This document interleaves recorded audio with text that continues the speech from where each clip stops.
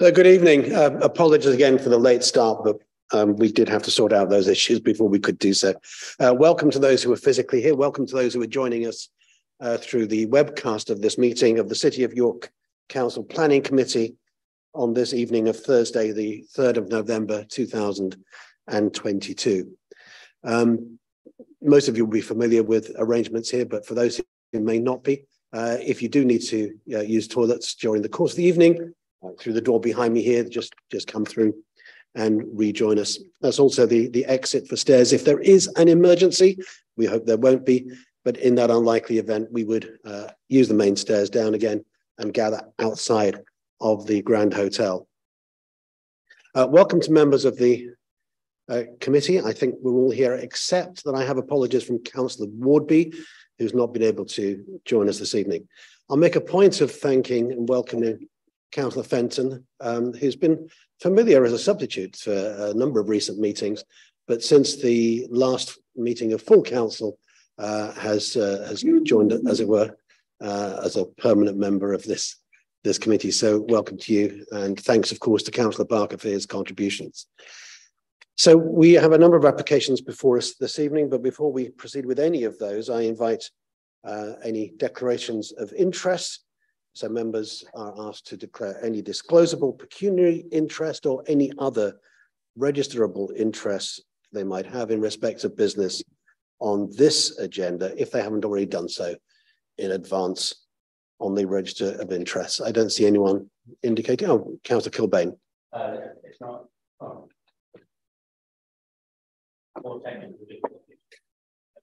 It's not a registerable interest.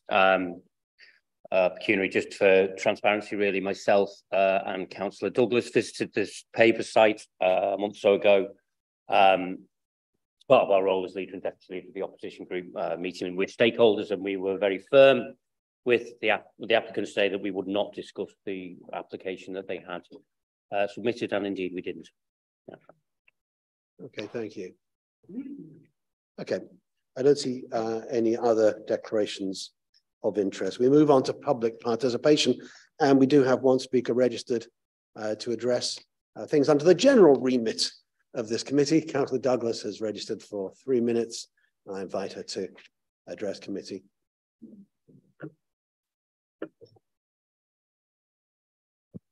Thank you, Chair. This is something that has needed saying for a while, and I'd like you as the planning authority to consider. York is a desirable and profitable place for developers to build and will always remain so. Our city must build or renew the infrastructure, homes and commercial space our city needs to thrive. York cannot stagnate, but it has to develop in a sustainable and managed way, a way that works for the people of York. A strong planning authority is vital. Developers must be pushed harder in our city by our planning authority to uphold and function within the responsibilities both the planning system and our social norms demand. Developers should build to the plans and conditions the planning authority has approved. I've dealt with cases recently of developers making financially driven decisions to build outside the plans they have had approved or ignore conditions stipulated by the planning authority. To stem the increasing flow of developers seeing what they can get away with, a well-resourced planning enforcement team is vital. I say no to building higher than approved or pile driving when less invasive auger piling is the approved method. Developer contributions are an integral and essential part of the development of our city. I find it abhorrent that developers presenting builds of all sizes, from the largest down to the smallest, think that Section 106 contributions, commonly known as developer contributions, are optional. They know it isn't the case. Planning law and policies outline the level of developer contributions required to provide mitigation for communities when development is taking place. School places, highways, infrastructure, green and place space, and in York, arguably the most important, affordable housing. As a business owner, I know full well that any business opportunity or deal is assessed as to whether it makes any money. If the answer is no, it doesn't go ahead. The construction industry is no different. Conditions can change and risk mitigation should always be built in That is the responsibility of the firm, and in this case, the developer. I do not think the people of York should be paying for the questionable and arguably poor decision-making of development firms. They shouldn't be paying by not giving the affordable housing our city so desperately needs. 30 Our seconds. city can't afford it. My closing call to all developers in York is come and support our city to improve and thrive, but only build here if you're willing to work under the expectations of our planning authority and policies demanded of you. Don't expect the people of York to subsidise your profit or pay for your poor business decision making. And most certainly, don't ask us to give up on any affordable housing contributions. That's it. Thank you. Thank you, Councillor Douglas. We move on to item 3, the minutes of previous meetings. I refer to the meeting of Planning Committee A held on the 4th of August, also on the 8th of September and on 5th of October. Councillor Pavers. Thank you, Chair. You're aware that I'm going to raise this, and I understand that our Democratic Services Officer did distribute a revised set of wording for application 19, the Railway Museum, to be a more accurate reflection of what was actually said. I believe members have seen the proposed draft, which is the paragraph starting Councillor Crawshaw on page 10, the final paragraph of page 10. And I propose, therefore, that that Councillor Crawshaw's amendment, which is based on a verbatim transcript of the video of the meeting, be accepted as the more accurate record. Members will have received a copy of that by email yesterday. Therefore, I think we've had opportunity to consider that. Okay. Okay. Have others had sight of that? Okay. That has been proposed. I move that we accept the minutes as amended. Is that acceptable to members? Yeah. Okay, thanks. Then we can move on. So we arrive at our plans list and, sorry, Councillor Melly. Sorry, I didn't realise we were approving all the minutes at once. I had an amendment to another set of minutes. Sorry. When you asked if we were approving, I thought you were just referring to those ones. The 4th set of minutes for a meeting on the 5th of October. I think the declarations of interest, the record of declarations of interest and public participation, I think has been copied and pasted from a previous meeting by mistake. Okay. I think those are declarations of interest and public participation that happened, but not at the meeting on the 5th of October. We can have a look at that. So we just might, I don't know if there were any other, I can't remember if there were any other declarations of interest or public participation at that meeting, but they don't seem to be included if they were. Okay, thank you for raising that. I'm sure we can check it. I'm keen that we move on to the plans list, and we do so as we move to item 4A, Pavers Limited, Catherine House, Northminster, the business park at Harwood Road, Upper Poppleton. Can I, before I hand over to Jonathan, explain that there are a number of officers of the City of York Council who are joining us remotely this evening. That includes Becky Eads, who would normally be present here but cannot be physically present with us this evening. She is available remotely and is with us through the course of the evening. Becky is the head of planning and development services. So we may well invite her to contribute, or if she has something burning that she wants to bring to our attention, she will try to attract my attention in some way, and Rich is going to look out for a raised hand. So Becky is with us, but not physically this evening. Jonathan, therefore, will be introducing both the updates and the applications. Jonathan. Thank you, Chair. Jonathan Kenyon, Development Management. I'll start with the update for item A first, and then I'll move on to the presentation.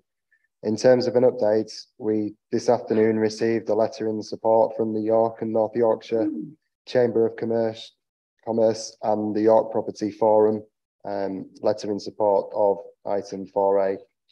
In terms of the update, this week we received revised drainage details, which are acceptable to us in principle. As a consequence of that, there is a change to the recommendation. It's still a recommendation for refusal, but as part of that refusal reason, previously there were a second paragraph to that refusal reason that listed other identified harm, and it had bullet points there about sustainable travel, lighting and noise and drainage. So the proposal is to strike off the other identified harm in respect of drainage, and consequently that could be, well, it would be deleted. In terms of the presentation, so the application is at Pavers, Catherine House, Northminster Business Park. Proposals are for an extension to the warehouse with service yard, vehicle and cycle parking and landscaping. This is the aerial photo. What it doesn't show is the DPD site, just where I'm pointing the highlighter at the moment, that's now being constructed to the south of the existing Pavers site. This is the Pavers site as existing, with access through the business park on the west, and then from Northfield Lane. The land to the west is the area where the proposed extension is to the warehouse. So it's a rectangular extension to the building, and then just where the line travels north beyond the existing site, that's where the service yard would be proposed. The Northminster site itself and the land to the south has an employment allocation, ST19. I will come on to a slide that shows the extent of that allocation. You can see there's industrial and agricultural units on the land to the south here. This is Moor Lane to the south, which is a bridleway public route that runs between Rufforth and Knapton and connects those sites to Northfield Lane and the park and ride to the north. Next slide. This is a photo looking towards the south side of the business park from the southeast, from that aforementioned cycle path and pedestrian route that leads to Northfield Lane. The next slide and the one that follows that are the what's currently the overspill car parking area that's to the west of the Pavers existing site. So that's part of it, and then that's with the parking in juxtaposition with the front east elevation of the warehouse. This is the existing service yard. You can see the scale of the existing building in that shot. This is a picture of the field to the west of the existing site, which shows the land where the extension is proposed. This is a shot from Moor Lane to the south, looking at the ST19 allocation, and you can see those aforementioned 3 agricultural units and the DPD warehouse in that shot. This is another picture of that. Oh, that's not the video. Oh, this is, yeah, so this is just a video that shows Moor Lane and the extent of development in the existing ST19 allocation.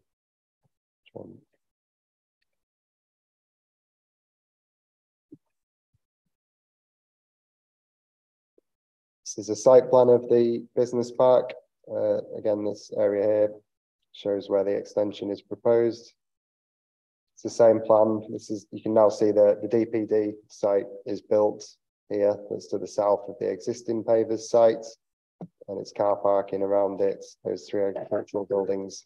And this shows the extent of the proposed warehouse extension and the service yard here and the car parking spaces. These are the elevations of the proposed extension. The first one is looking from the north, so you can see the proposed new 4 service bays.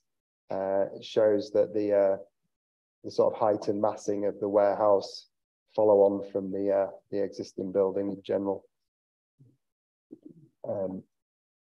This shot shows the floor plan. This is the proposed warehouse and office. and then the extension proposed here, it's in the region of 200 metres in length, and the service yard is about 50 metres in that direction. This is a landscaping scheme that shows the service yard and the proposed means of enclosure around the extension. The enclosure in due course, when the landscape has matured, would be of a similar ilk of the screening that's in situ to the existing business park. This slide shows the existing Northminster Business Park and the proposed SD19 allocation in the local plan to the south. So this shows the extent of the allocation essentially, and the extension that is before members today is in this area to the west here. That's the extent of the presentation. Thank you. We have a number who have registered to speak this evening. The first of those is Ian Gillis. Mr. Gillis, would you like to just come forward to the chair there, press the button that looks like a Wi-Fi signal until it's illuminated green.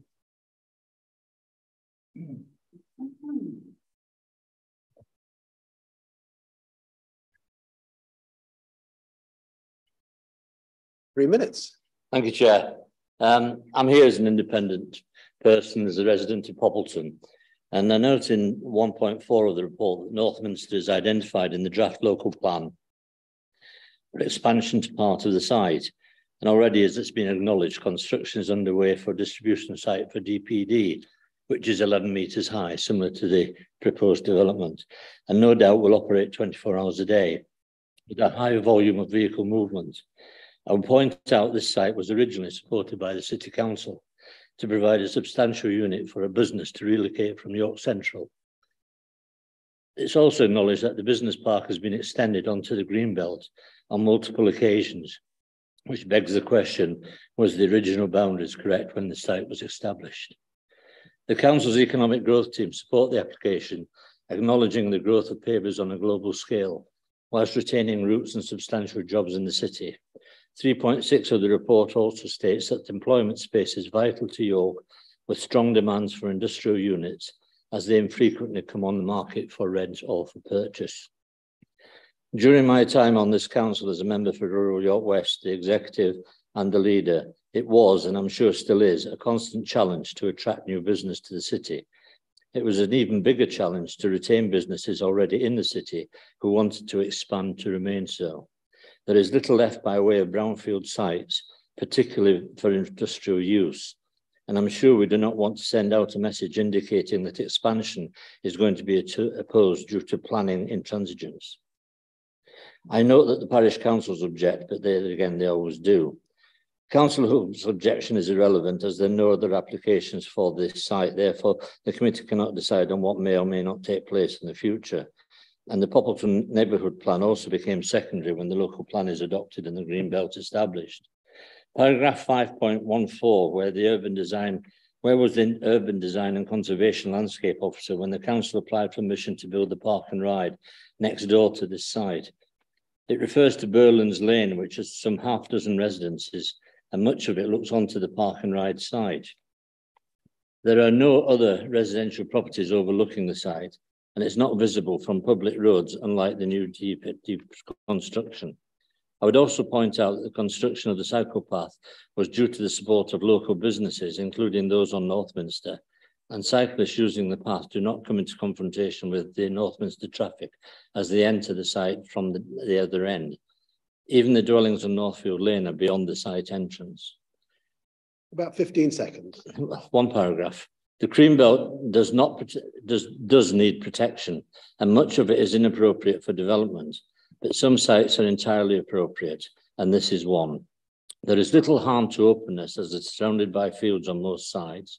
It will provide extra employment and secure existing jobs in the city, while sending out a message that York is listening. And as there is no robust green belt in existence due to the lack of a local plan and the areas designated for potential expansion, these are very special circumstances to approve the application. Thank you, Mr. Thank you, Chair. Thank you. Just wait for a moment, if you will. There may be questions from members. Councillor Pavlovic. Thank you, Chair. I've got a couple of questions. former Councillor Gillies. It feels odd calling you Mr. Gillies. You're a resident of Poppleton. That field, what is it currently used for? I think it's used for growing spuds. So effectively, it's, you know, you've got a choice between growing a few spuds and giving 100 odd new jobs. And you mentioned in your presentation the park and ride. Yeah. That was granted permission whilst in Greenbelt. It was. What were the circumstances? What were the very special circumstances that you can recall that were used to justify building on the Greenbelt at that stage? Well, Councillor Pavlovich, I think the very special circumstances was, in fact, the City Council wanted to park and ride, and there was 3 or 4 different sites, if I recall, and this one was chosen. There was arguments about the lighting, etc., which was all taken into account, and this committee saw fit to approve this site of the park and ride. And it just seems a little bit iniquitous that some of the objections raised in the by one of the officers, and they're only doing their job, to be fair, where you've got a park and ride site, although there's tumbleweed growing there now because I think it's been abandoned.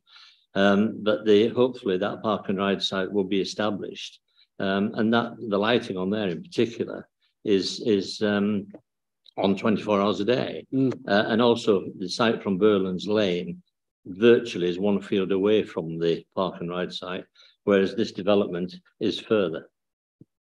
Thank you. So special circumstances were justified to build the park and ride. I think special circumstances were justified to build the park and ride. I also think there was an intimation that when we, I think it was Europart, I'm not absolutely certain, who were the residents on York Central, and the council needed their site and needed to relocate them in order to, you know, move forward with York Central. And when we looked at various sites around the city, we looked at brownfield sites, etc., and the site at Northminster was suggested to them for transfer from York Central to Northminster. I think they let the city council down by accepting it all, taking the money, and then moving it all to Doncaster. But that's another story. Lovely, thank you. Thank you, Councillor Eyre. Thank you, Chair. You raised in your speech, Mr. Gillies, that you said, were the boundaries correctly drawn in the first place in the local plan, etc. I believe you were the ward councillor for this area and the council leader who submitted the plan with those very precise greenbelt boundaries. If you believed that was an acceptable and appropriate site for development, why was it not included in the local plan that you submitted? I think you've misunderstood. I think what I was talking about is the actual Northminster site itself as a industrial site going back to, I think it was possibly 2001. You'll have the information. And the actual site itself has been extended in several ways since 2001. And my question was, Councillor, quite simply, were the boundaries drawn, were they too restrictive when they were drawn then, not in 2017? Okay. Councillor Kilbane. Thanks, Chair. Ian, towards the end of your speech, you touched on what you thought were the very special circumstances that applied in this case. Can you just recap them for me? Well, I think the very special circumstances that it's quoted one of the special circumstances have not been met. When I look at the very special circumstances, what would be the very special circumstances in approving this site? I think certainly I don't think there's any problem with the visual site. You know, where it's, I can't remember the exact wording that it said. I think the fact that there's no very special circumstances, albeit that they're approving 100 odd jobs.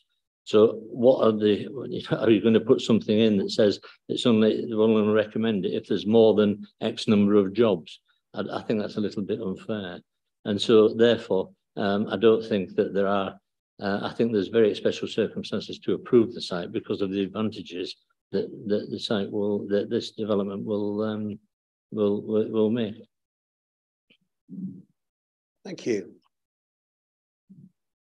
No other questions from members? Thank you very much. Thank you. Our next speaker who's registered is Stuart Paver, the Managing Director of Pavers, but I understand that there are several others who are available to field questions. Do take the seat there. But just for the information of members this evening, I understand that Jonathan King, the Director of Finance of Pavers, is also available in the room. Jim Young, Head of Facilities, again, also available in the room. Janice O'Neill and Philip Holmes of O'Neill Associates Planning Consultants are present. Mai Omi and David Podson of Group Gind, the architects, are available remotely if necessary, as is Andy Walker, Director of the Drainage Consultants, Dudleys, and finally David Tuck, Managing Director of Urbeck Limited, with regard to economic benefits. So there are quite a number that you may want to assist in fielding questions, but you have 3 minutes, if you will, to address the committee. Hi, I'm Stuart Paver, Joint Managing Director of Pavers. Joint because we're transitioning to the next generation who will hopefully take the business even further. We desperately need this expansion to allow us to continue to grow in an efficient, sustainable way. We will be one of the first major retailers in the UK to be B Corp accredited, joining companies like Patagonia and Body Shop. This is not greenwashing, as certified B corporations are leaders in the global movement for an inclusive, equitable and regenerative economy. They meet high standards of verified performance, accountability and transparency on factors from employee benefits and charitable giving to supply chain practices and input materials. We employ 1,700 people across the UK and Ireland, 300 of whom are based here in York. Our people matter to us, and providing an environment that they can work in comfortably and be proud of can only be afforded if we have an efficient centralised distribution and office facility. Our proposal will bring 130 new jobs to the city in a £19 million investment. Our success online not only means more high quality digital jobs, often coming from the St John's College digital courses, but a squeeze on space as the distribution of individual pairs takes more space than servicing stores. Digital is the future, and we can't afford to be left behind due to space limitations. We are currently processing around 5 million pairs of shoes a year, and the current limitations of the warehouse lead to huge amounts of stock movements to offsite storage, increasing costs and our carbon footprint. We have spent £2 million this year on demurrage, which is holding stock on ports, which due to space limitations in the warehouse. As a York-based family business, we are proud of our association with York and how we've managed to grow from a £200 loan my mother took out in the 1970s to the company we are today. But we need to keep growing, and with a new DPD site, we now only have one direction we can grow in. A joined up office and distribution centre is required for numerous reasons, not least of which is that it allows us to maximise the benefit of the £4 million we've already spent on automation and systems within our current building. One permission without the other will not work for us. We take our responsibility to local communities and the environment seriously.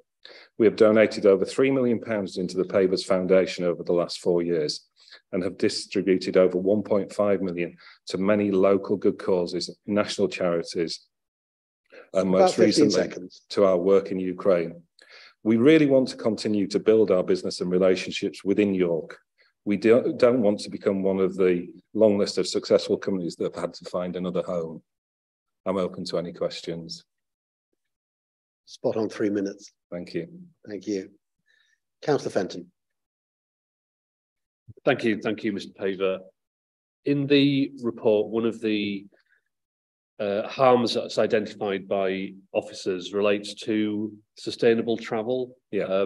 One of the comments is that the sustainable travel promotion is lacking, in particular due to the over-provision of car parking and the lack of aspiration in the travel plan for promoting alternatives to private car travel. I wonder if you could say a bit more about what you currently do, and what is it about your future plans that you think haven't haven't landed successfully. Just to get a better understanding of, you talk about the ethos of the company, why it's an area that seems to be been identified as a weakness. Obviously, the park and ride being closed at the moment doesn't help us, because people were using that. We have people coming in on the train to Poppleton and walking across. We have an awful lot of the warehouse workers coming on the bikes and bits and pieces. Young people with cars, it's very difficult to get them to share rides, come in together and things. But we do try and work with them to get them to share the rides, etc. So, is there anything else that? Well, yeah, I would say that when we undertook the internal survey, which was early part of 2020, we were high, obviously in COVID times, and at that time, car sharing was obviously not an option for staff, etc. So I think moving forwards, encouragement of that. We are very open to increasing the cycle storage areas. We have a number of other locations we could expand that on and really encourage people to take alternative options. And as Stuart alludes to, is obviously if the park and ride does reopen soon, then that is certainly an option that people were using prior to the application going in. Every so often I come in on my bike as well, because though it's not very nice from Elvington along Elvington Lane. Come to you in a moment. Councillor Pavlovic. Thank you, Chair. I've got a range of questions on a range of topics, so I'm not going to hog the whole session. But I'll start off with what would the impact of a refusal today on your expansion plans be? You threw in as your very last sentence, don't make us one of the companies that have to find somewhere else to live. Are you saying that this site is not sufficient for your business moving forward? The current limitations of the site mean that we actually have more movements of vehicles due to having to move stock in, move stock out to third-party storage areas than we'd get if we moved it in once and processed it and moved it out. So the reality is that we just don't have the space where we are now. We will formally withdraw the application for the office because we have to review the things. And if we get planning permission for the office tonight, that triggers the purchase of land, which we may not want to use, given what's going on. If we don't get the warehouse, it's not a threat. It's just we have to go back and we have to remeasure what we're doing, because having a joint distribution centre with the office leads to the whole sort of joined up thinking about product, what we're doing with it, and everything else, and seeing it move through the process, and increases the efficiency of what we do. And it's a very, very difficult business, the whole digital home shopping business. It's got to be efficient, otherwise you just lose out.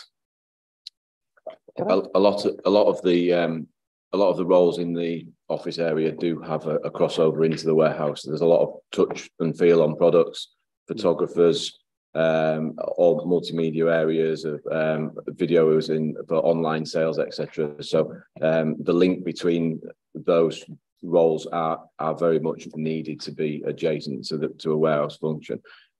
Equally, as Stuart mentioned, with offsite storage, etc., the restrictions to the business currently are how much of our product is actually available for sale at one time in one building. We have the control of that product and we can sell that out as and when we want to. When it's in third-party storage, if you buy online in this modern age, you request something to be delivered within 24 hours. We can't do that. So we would class that the off-site storage at the moment is dead stock to a degree, because it's not in the live environment. And our automation system now within the new areas that we've got is very quick and efficient to get product through and meet the new age of customer that is coming to us through online areas, and obviously continuing to fulfill the stores of what is 175 locations at the moment and still growing. That's interesting. Matt? Well, just hang on for a minute. Is this supplementary, Councillor Eyre? It is kind of supplementary, yeah. You go first, Councillor Pavers, then Councillor Eyre. So that's interesting because you were talking about the type of jobs that are being created. I just had an idea that they'd be sort of production line jobs. So what are these 130 potentially new jobs going to look like? It's a mixture, really. It's a mixture of lots of new digital people. We're bursting at the seams with young, intelligent people with degrees who want a nice facility to work in. The automation does mean that we don't need as many basic warehouse workers, but we need those people, and the vast majority of those are living within sort of 4 or 5 miles of where we are. And so it's a real mixture. We have been working with St. John's to try and get the right type of digital skills coming out of the university, because that sort of skill is in short supply. And if you don't have the right facilities and the right offices and everything else, they just don't come and work for you. In addition to that, we've brought in new people for procurement to try and make that more an efficient area. You've got a massive uplift probably over the last 5 years. We've increased our development teams tenfold. So there's some large amount of IT roles and in areas, obviously, to support the automation system. In my department specifically, building work and etc., we've increased on health and safety specialists and other areas of project management. So it's quite a breadth of roles that it is certainly not just a number of warehouse roles. So these will be above living wage. These are well above average wages. Most definitely, yes. Yeah. Thank you. Sorry, could I just come in there? One of the things that we've suffered from this committee is not doing site visits.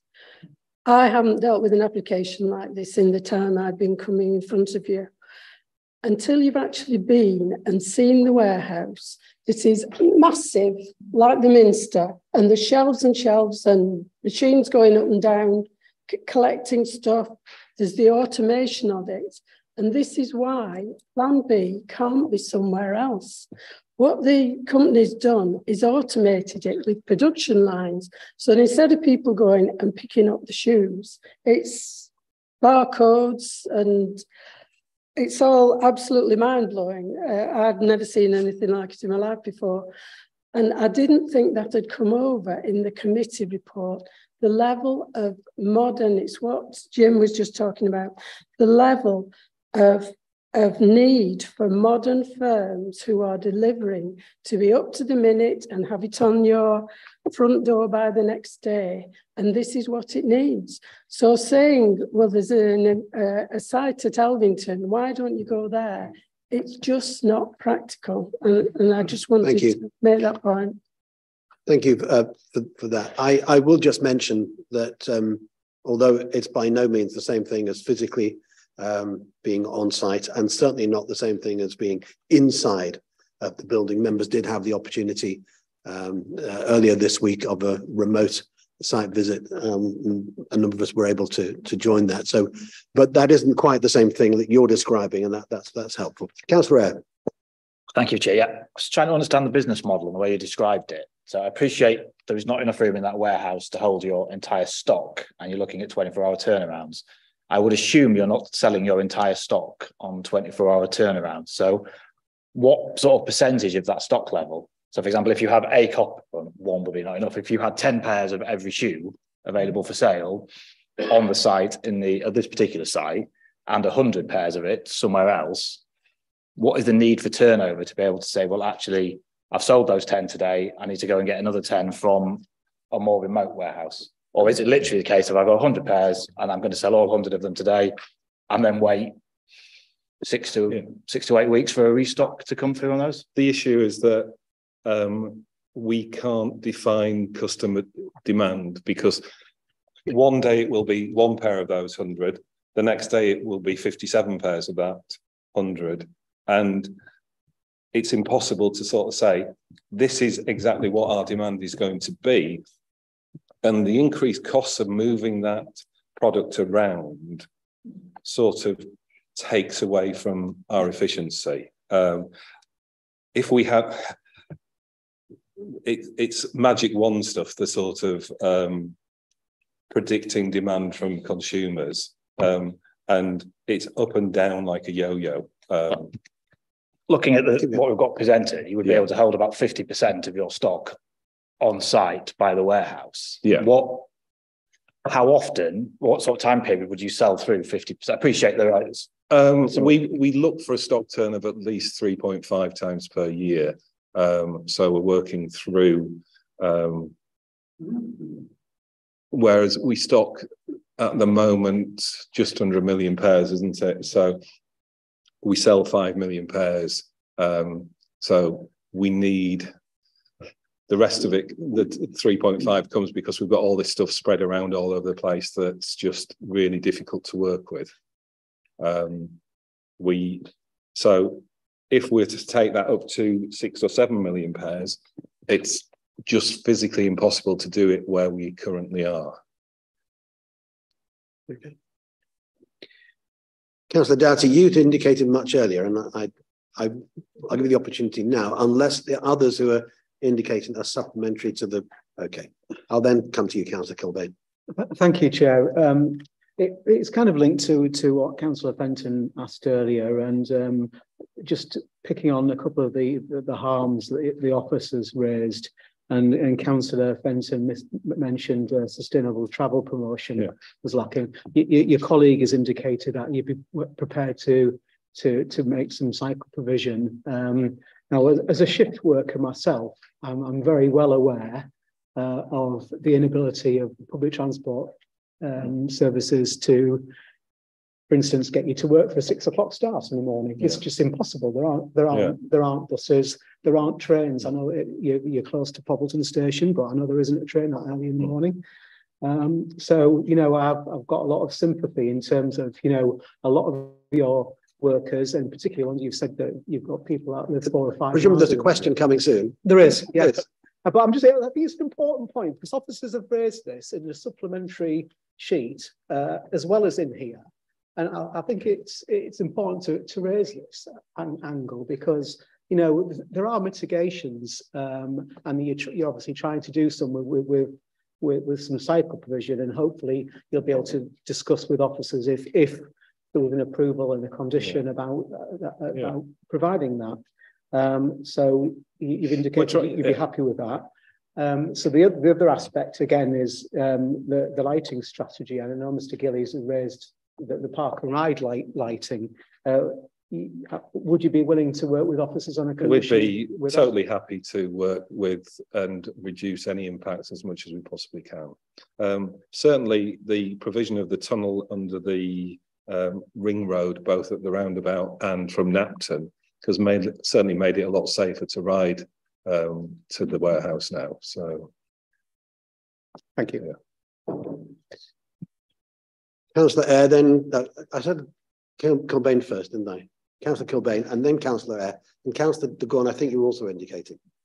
Yeah, thanks, Chair. And in fact, I used that very tunnel when I cycled up there myself, although cycling on the approach road with the lorries going past was no fun.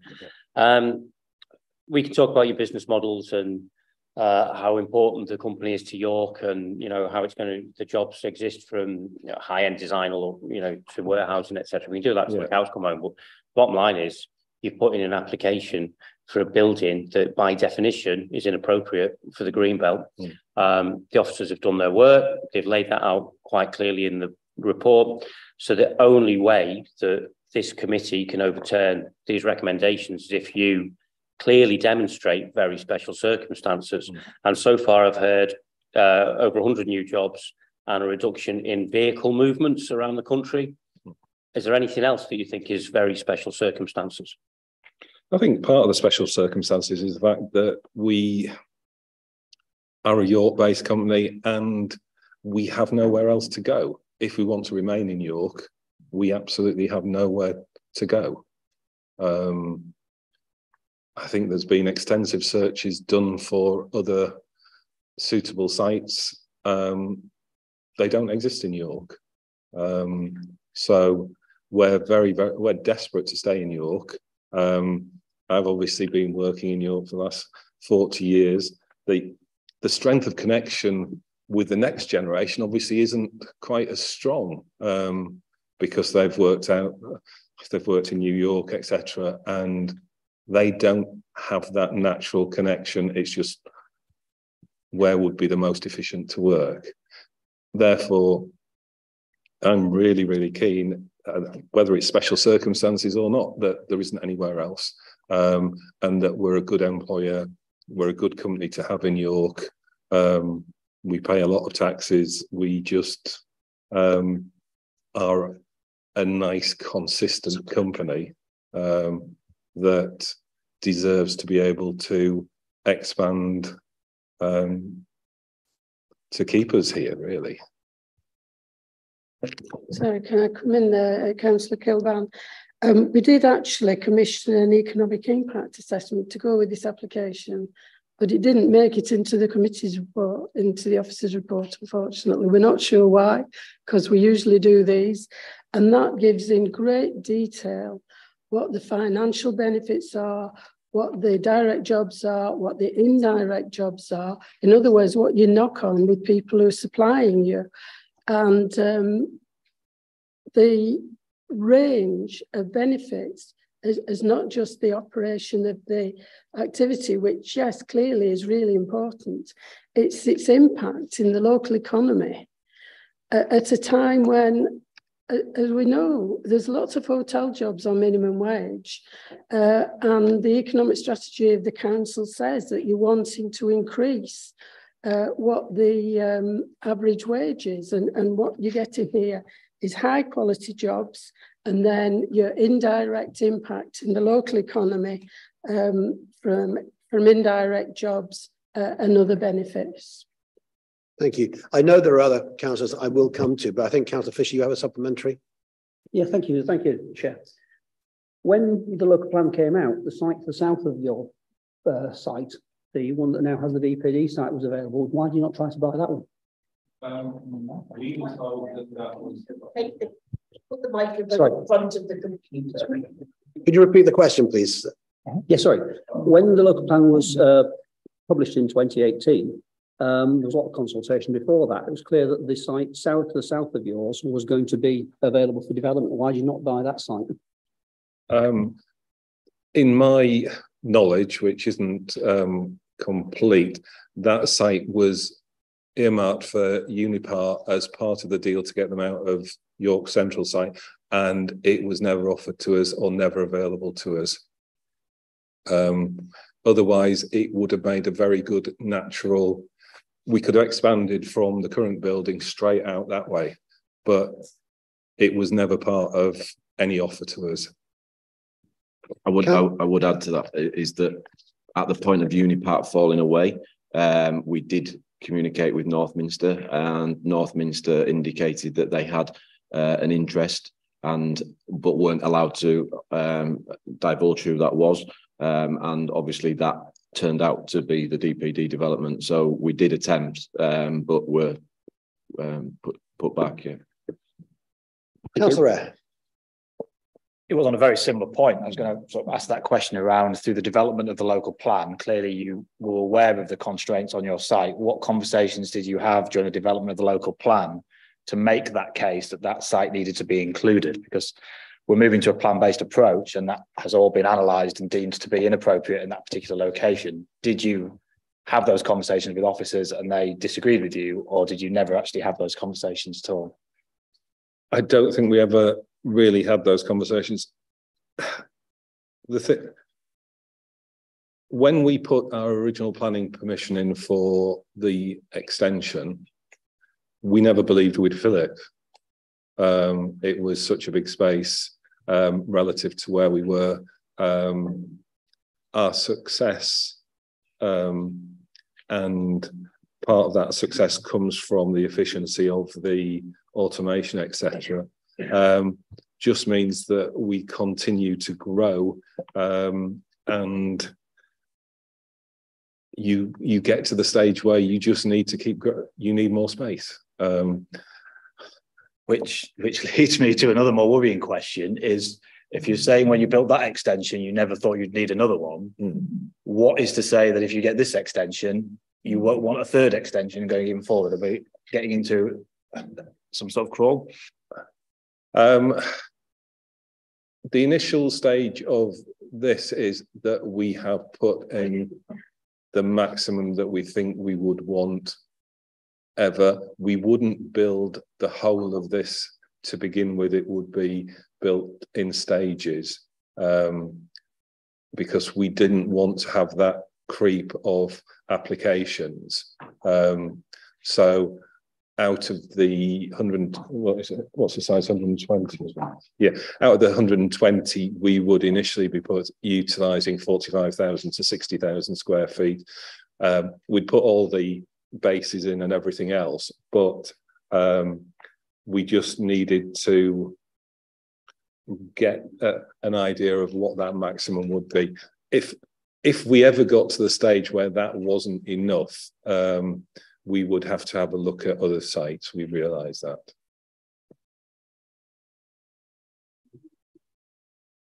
But you seem to be saying you see this as your forever home. We want it to be our forever home, yes.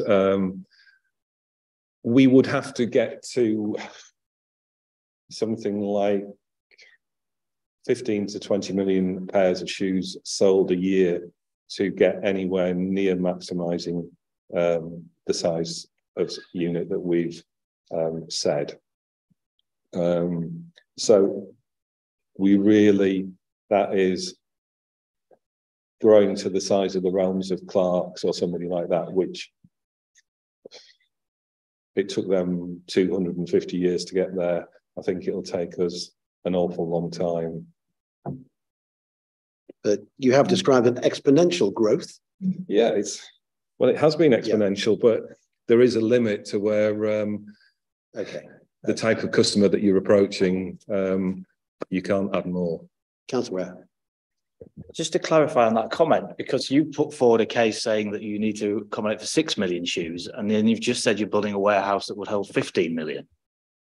So the case you put forward is for 6, and you've just told us that you're building something that's almost 3 times the size of the business model that you've put forward. The current size holds 1. The total will be about... Can you check the microphone? Yeah, the current building holds just short of 1 million pairs. The proposed total site would hold around 3 to 3.5 million pairs, but that would facilitate us being able to sell 16 to 18 million pairs a year. So can I just ask for clarification in terms of the number of jobs created? Is that only in relation to what you would regard as a first stage of this extension, or is that looking to longer term? What time scale are we talking about in terms of the job numbers that you've described earlier? The job numbers are, sorry? 3 to 5 is what we're... Yeah, probably 3 to 5 years. Okay. Within that sort of growth. Is this supplementary, Councillor Pavers? Go ahead. Yeah, it's to extend. To extend Councillor Ayres' question. You've applied for 3 times more than you're actually planning to develop. We've applied for what we think would be the ultimate need in that area, rather than coming back and saying we need another acre on the back of this, we need to go through the whole green belt application again.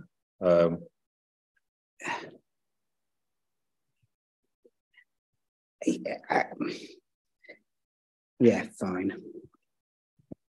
Okay. You may well come back, I'm sure. Councillor de Gaunt. Yes, I was going to ask similar sort of a question in terms of the surrounding sites, but a different question has really come to mind now following on from that. Given the greenbelt constraints, obviously you were well aware of those, and I'm conscious that you say about us having been on site. I've certainly been on a site visit for expansion of the current site from what it was originally, you know, when we had to consider very special circumstances and all the arguments were gone through at that point. But I just wonder why you've not considered, given that you're planning to reconfigure the office space anyhow, why you've not considered redeveloping the warehousing for the whole, but taking the whole site over for warehousing and having the office somewhere else on SD19, which obviously there are other fields still left within the allocated site in our local plan. Again, it's the office building is proposed, I think, is 20,000 square feet, isn't it? The additional office is 20,000. I think in reality, the overall space of the existing site is 7 acres, and that isn't sufficient enough to redevelop out in its totality for warehousing. It still wouldn't be big enough. The biggest reason for the change in storage requirements is the change in how the business has developed, particularly over the last 2 years since COVID. The increase in online has a different storage requirement than what it is to historically what would have supported the store retail element. Online products doesn't filter through the business as quick as what on the retail stuff does. As we get in, as an example of a delivery, 60% of the product that comes into the business leaves the door the very same day it comes in. So that's filtered down to 175 locations. 40% is stored on the shelves and is used as replenishment. As stores sell products, it is automatically replenished out to store. So it filters through, and obviously out of that, when you purchase 1,000 pairs of shoes, as an example, online, when you sell one, you've still got 999 left on the shelf, and that slowly diminishes throughout the season, but takes longer to filter through. The changes in the way that we've had to look at purchasing, again, in the last 2 years, due to extended delivery times from Far East locations, which was historically 6 weeks sort of timescales. We're now looking at 12 to 16 weeks, so we're having to plan a lot further in advance of our times to ensure that we hit and have the flexibility of the British weather, as is, that when we're flipping into seasons that we can react quickly. And so historically, where we would potentially bring at this time of year, autumn winter product would be filtering into the business August, September. We're now having to bring that forward by at least 2 months to make sure that we've got that ability to react and compete with our competitors. And all of that has meant that the balance of stock in the business used to sit around 70% retail, 30% online on the physical shelf in there. That's flipped in the opposite direction now. And so that means that as we would class it, more static stock is sat waiting. And in reality, that is something that has to be addressed and allow us that more space to operate in. Thank you. Whether Councillor Fisher, you had indicated earlier, did you actually ask the question when you'd had intended to ask, or? Okay, oh, fine. Councillor Fenton. Thank you. It's just a question around the 5 purposes of the green belt, one of which is about preserving the setting and special character of historic towns. I just wondered from a landscape and planting perspective, what you've tried to do in terms of mitigating the impact of a big building jutting into what's currently the green belt, and what, other than just planting things, what other things you've considered in terms of kind of living walls. There's quite a few examples of kind of novel approaches such as that. So I just wondered what steps you tried to take to address that particular greenbelt purpose. So obviously this is a big building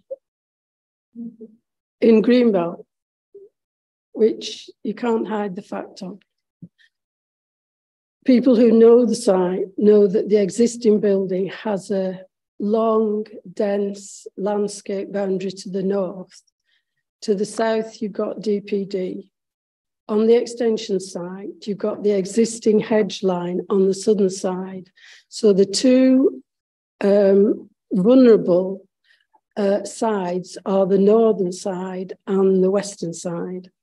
And so what the intention is to actually fence it quite close and then put the tree planting and the hedge planting, and you can now get fences that you can grow plants up that we've done before in the meantime. And yes, trees are going to take some time to establish, but in the meantime, as I said, you can grow plants up, the fencing, the steel mesh fencing, and you can put quick growing shrubs in. But yes, that's what we can offer. Councillor Cobain. You have to forgive me if this is a daft question, but that big empty field just off the access to the new DPD site, I'm assuming that's within ST19. Would you not? Had you not considered moving into there? Yeah, that's the one, Johnson. Yeah.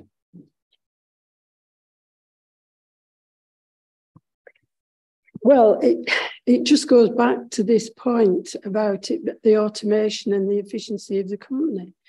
That being on one site is vastly more efficient, and it's an efficient business that Pavers are running.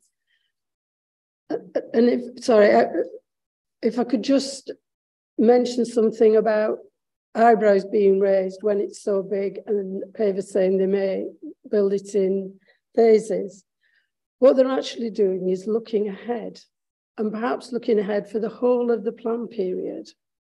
But if we talked about a very small extension, and then they'd come back in 3 years and say, we want some more, and you said, no, definitely no now, they might as well know that now. And if the option is a distribution centre in Gloucester or in Worcester to serve the southern shops, it's better to know now than it is to think that you can incrementally chip it away.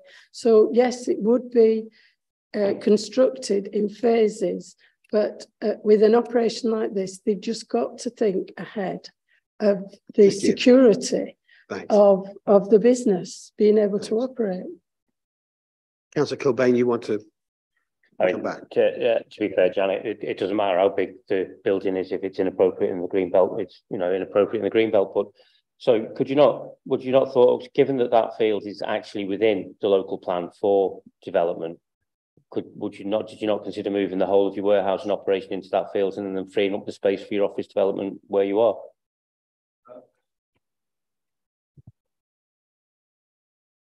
The scale of the investment of £19 million in this would double to about 35, because we'd have to build the original, to keep it all together, we'd have to build the size of the original warehouse, hold on to the capital cost of that until everything was built and paid for, and it would probably end up doubling the cost of the expansion, and therefore would be totally uneconomic for us, because we've got that building there which has cost us £15 million or more. It's got £4 million worth of automation in, we'd have to replicate the bit that we've already got, plus the 19 million of the extension. So you're talking about having 60 million pounds outlaid in a warehouse space rather than the current 15 and the incremental 19. Sorry, where does the 60 million come from? Because you've got the current building, which has cost us and we've paid for. We've then got to build that again, plus the extension, to keep it all together, move the offices.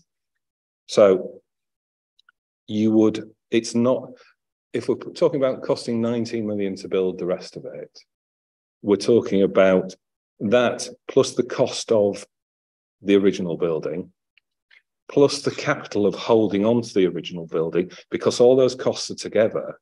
So we end up with, instead of it costing us 39.40 altogether, it costs us 60 million to do it your way, until we can sell the original building and recoup some of the capital, which may take a year, it may take 2 years, it may take 4 years. So you end up with 60 million pounds being spent on the space against an additional 19 at the moment, on top of the sort of 20 that we've got there. So that's plus the cost of the land. Yeah. So that's kind of the cost of staying or not staying in York, then, isn't it? Yeah, which wouldn't make sense to us at all. Yeah. Councillor Ray, you also had a question around this. Yeah, so I appreciate the comments that Janet made, that having a second separate site just to the south there, where Councillor Kilbane indicated, wouldn't be as efficient and couldn't necessarily be as automated. Is efficiency and automation, in your opinion, very special circumstances for developing in the Greenbelt? It's the whole operation of the business. We're not saying that lots of people are going to come in front of this committee and ask to do the same sort of thing. This is a one-off as far as I'm concerned. And yes, York is nearly there with the Greenbelt, with a local plan, which we all want and we all believe in. But a local plan isn't one size fits all. And the MPPF in 147 and 148 allows for very special circumstances. It is predicted that circumstances like this happen that will affect the openness of Greenbelt. We don't deny that.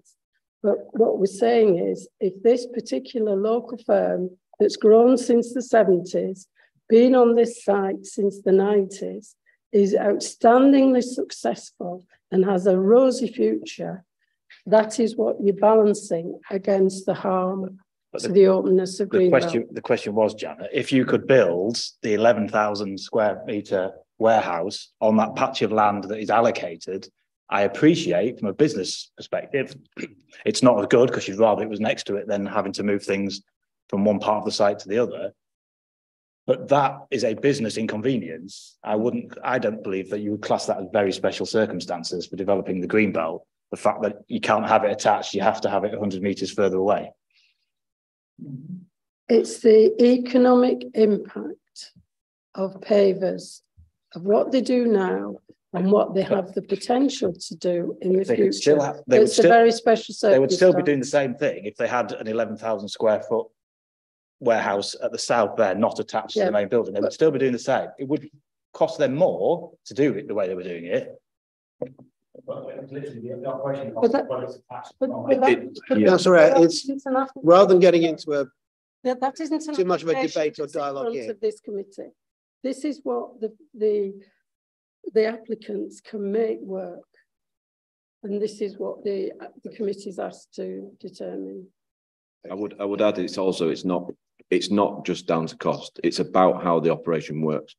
This isn't that we have a lot of stock in this one building and we just need to bring it from here to here. Stock moves around the building all the time, up and down the bill, in, out. We transfer in around 10,000 pairs of shoes a week from stores that come back, that then have to come back into the building. There's product going back in the opposite direction. It's crossing on the conveyor belt every minute of the day. So it's, yes, there's a cost if you have it separate, but equally, the business just doesn't operate because you need to have access to the product at all times.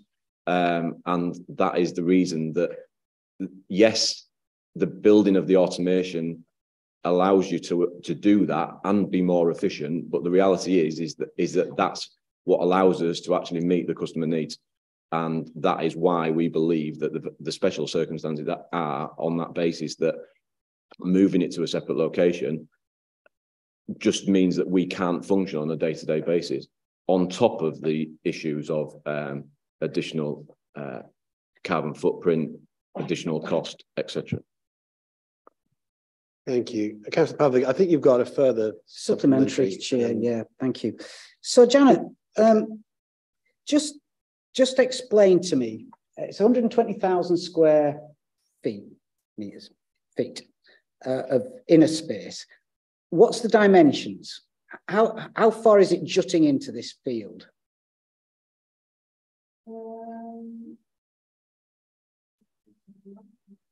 You may want to ask officers that question. I think the officers, when we had the virtual visit, said it was about 200 metres.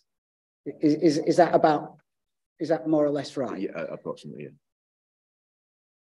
How, given everything that you've said, with it being in the green belt, how soon do you envisage using the whole 200 metres?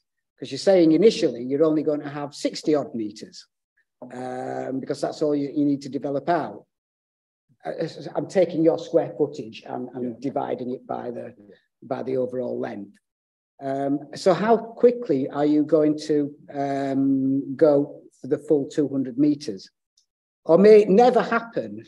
You may only ever need 65.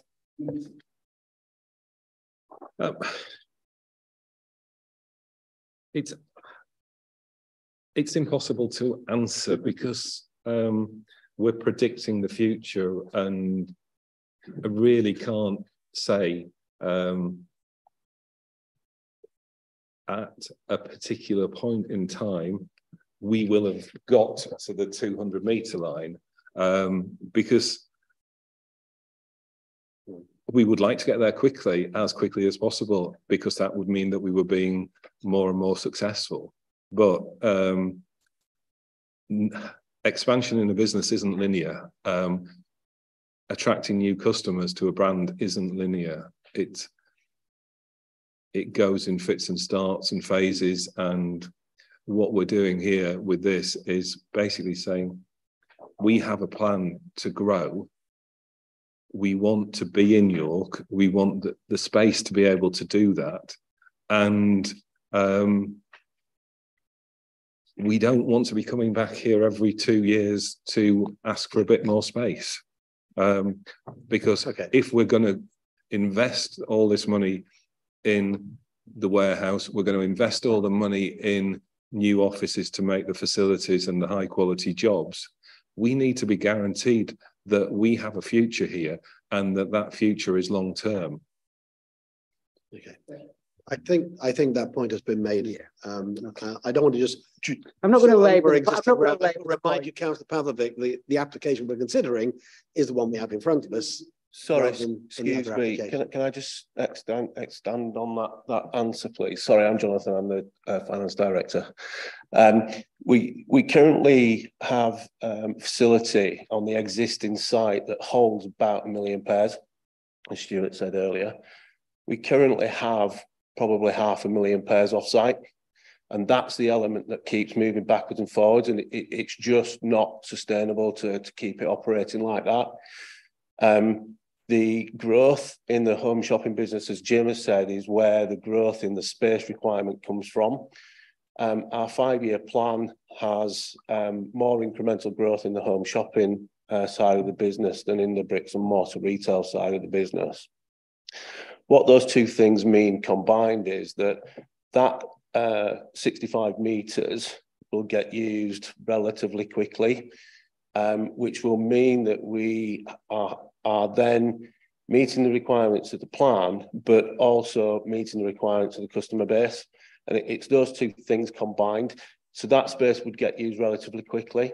In terms of where we get to through to the 200-metre extension, it depends how the business grows and the mix between the online element and the bricks and mortar element.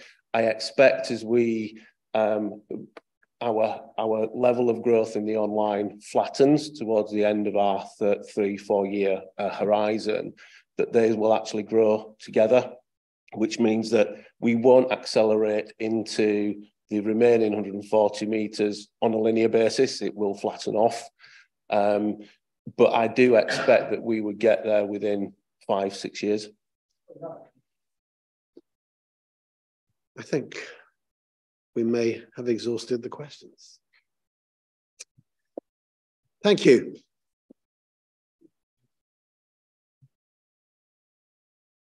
So members,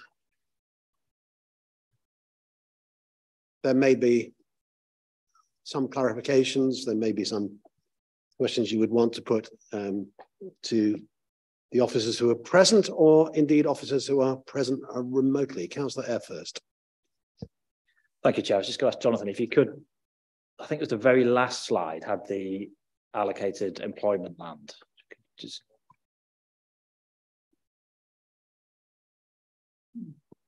That's not helped me at all.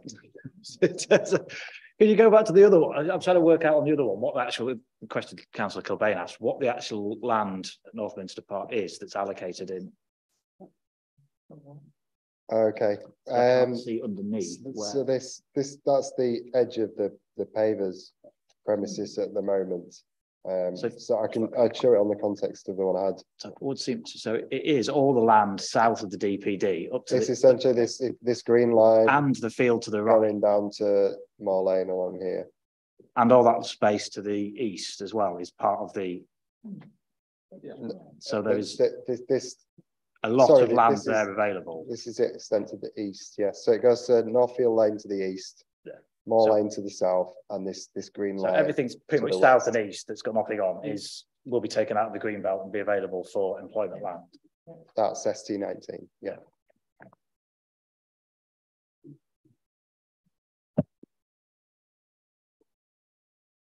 Councillor Kilbane. The issue of precedent was raised, Jonathan, and the applicant has said that if we approve this application, it would not set a precedent. What is the situation with that in terms of individual planning committee decisions? Do they set precedents or not?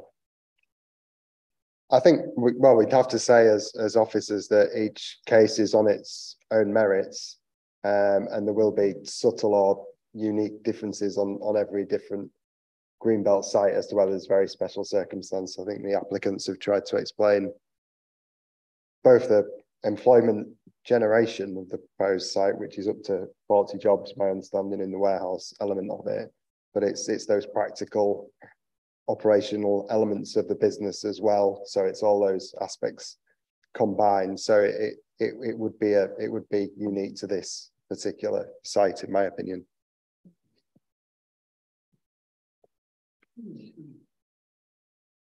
Councillor Pavlovic, and then I'll come to you, Councillor Doughty and Councillor de Gaulle. So Jonathan, it's around that precedent issue that I wanted to explore a little bit. You've argued that 140 jobs, 130 jobs, and the subsequent additional investment do not constitute very special circumstances for encroaching into the green belt. Yeah. However, we have had other applications really quite recently, and I'm thinking North Selby Mine, where the same argument of employment was used to argue very special circumstances, but there were a lot less jobs and a lot less economic benefit to the city. Can you explain to me what the difference between one application and another as far as the planning authority? Because it's nice incongruity, these differences of perspective that I constantly find a problem. And if I sit on this committee from now till I die, I'm still not sure I'll understand how you come to one conclusion as opposed to another. Chair, this might be one for me. Sorry to come in. Good afternoon, everybody. I was looking around, just wondering whether the voice from above. Apologies, everybody.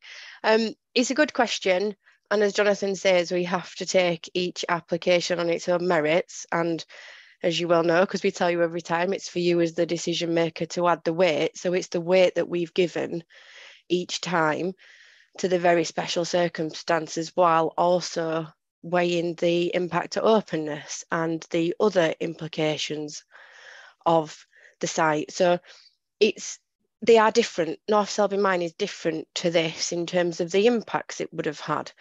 And it's all about the weight that we've given and where this sits within the green belt and taking everything within the balance. And that's how we've come to the decision we've made. The point of precedent is a good one, because yes, it is each on its own merits, but if you were to give approval, there is then that permission in place that we then have to consider were further applications to come forward. We would have to look at the very special circumstances if it wasn't in the green belt, but there is an approval there that has been given. So yes, it's each on its own merits, but you have to look at it in the round. Thank you. Do you want to follow that up, Councillor Pavers? But sorry, Becky, but from that, you're saying, yes, you've created, yes, you do deal with it on its merits. I'm looking up at the sky. I have no idea why I'm doing it. It's nice to know you're looking up at the sky for me. Yeah.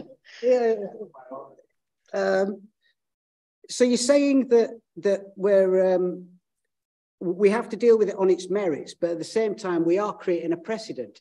But if you then created the precedent with North Selby Mine, arguing that the economic element was the very special circumstances, then surely that negates the argument that you've just given me. No, because it's the impacts, isn't it? It's the impacts that potentially North Selby Mine had on in terms of openness and what was already there and how it sat.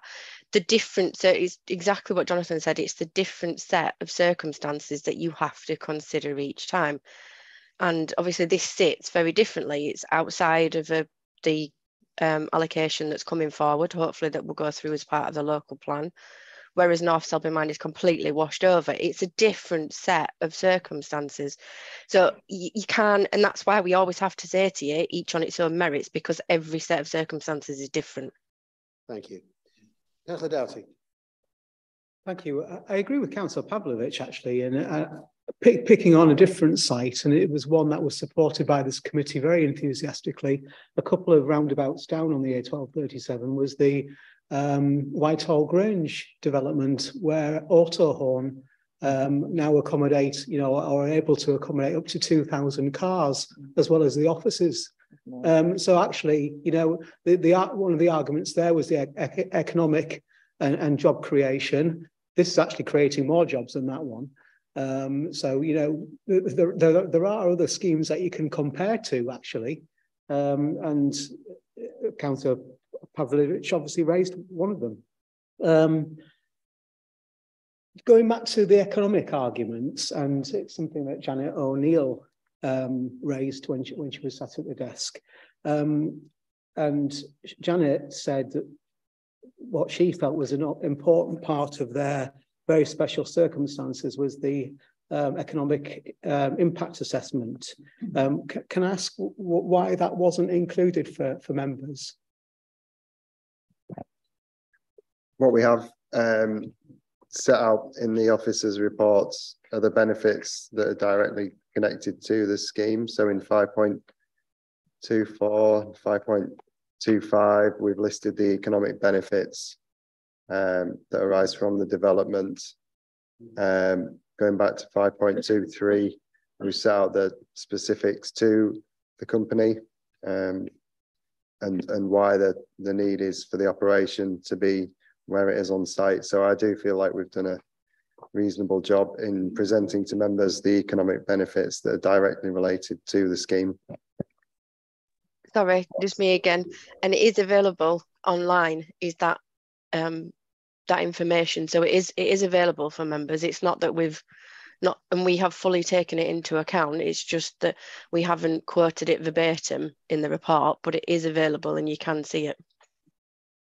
So in terms of reference, it might have been useful to have that referenced in here, even if it wasn't included, so that members could have actually looked at it. Okay, Councillor de Gaunt, did you? Yes, just to pick up on the point. Well, firstly, there was a question as to whether or not there was any sort of sequential test looking at employment land of the, because in the past we've had sort of that referenced in papers about what employment land is available within the city, which would meet these requirements, except that they would prefer to expand. But has that been looked at? And secondly, there's specific reference in here to with reference to the green belt. It does seem to me that, and obviously officers could maybe comment on this, that Northminster Business Park effectively became established on what was at the time identified as Greenbelt, and then subsequently the views being taken that, you know, it become virtually the precedent has been set, and so the allocation that's proposed in the draft local plan ST19 is in effect to formalise that as an employment land site within the washed over Greenbelt, as it were. Just whether have I got that understanding correct? That's the sort of the planning history that we're looking at. Yeah. So the green belt, if I work backwards, the green belt one, the way the business park is in the general extent of the green belt. So ST19 is currently in the green belt, and that's how we've assessed the next application for the office. This site has always been in the green belt, and it's proposed to be in the green belt in the emerging local plan. And in terms of a sequential test and whether alternative sites are available, we have had those discussions with the applicants, and we would direct them to the allocations in the emerging local plan as being preferable to the site that's in front of members today. But as you can see from the application in front of you, that and as we've discussed, that they need a significant area of land to have the entire development on one site, and it's preferable for their business for that to essentially be an extension to the existing property rather than a new site. So we sort of have to determine what's in front of us, which is the application as proposed. As you've seen today, we can identify other sites such as part of ST19, but it's a case of whether that is a viable option for the developer. Councillor Pavers again. But just on that, Jonathan, the stage that we're at the local plan, I appreciate that you're not on the forward planning team, but the local plan is still yet to go out to modification. It hasn't had a definition of what the green belt is, only what's been submitted as proposed for the green belt. So were this to be approved, there's no reason why a modification to extend the green belt to encompass that square, I'm calling, to then become the extent of the green belt, because it's not an adopted plan. Why couldn't it do that? You'd have to submit an evidence base. That should have been done at a local plan hearing. We would have had to submit an evidence base. Should have been taken. Nobody hands.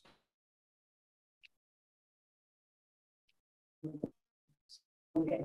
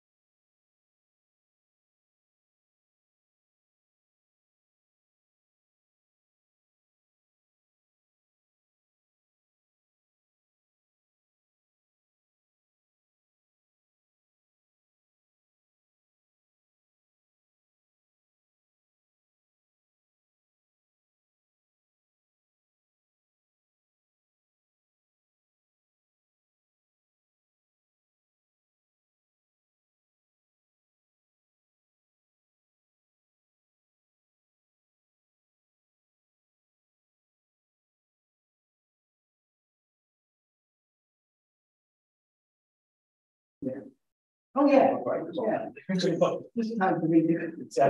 Right, we are taking a small adjournment and 5 minutes, thank you.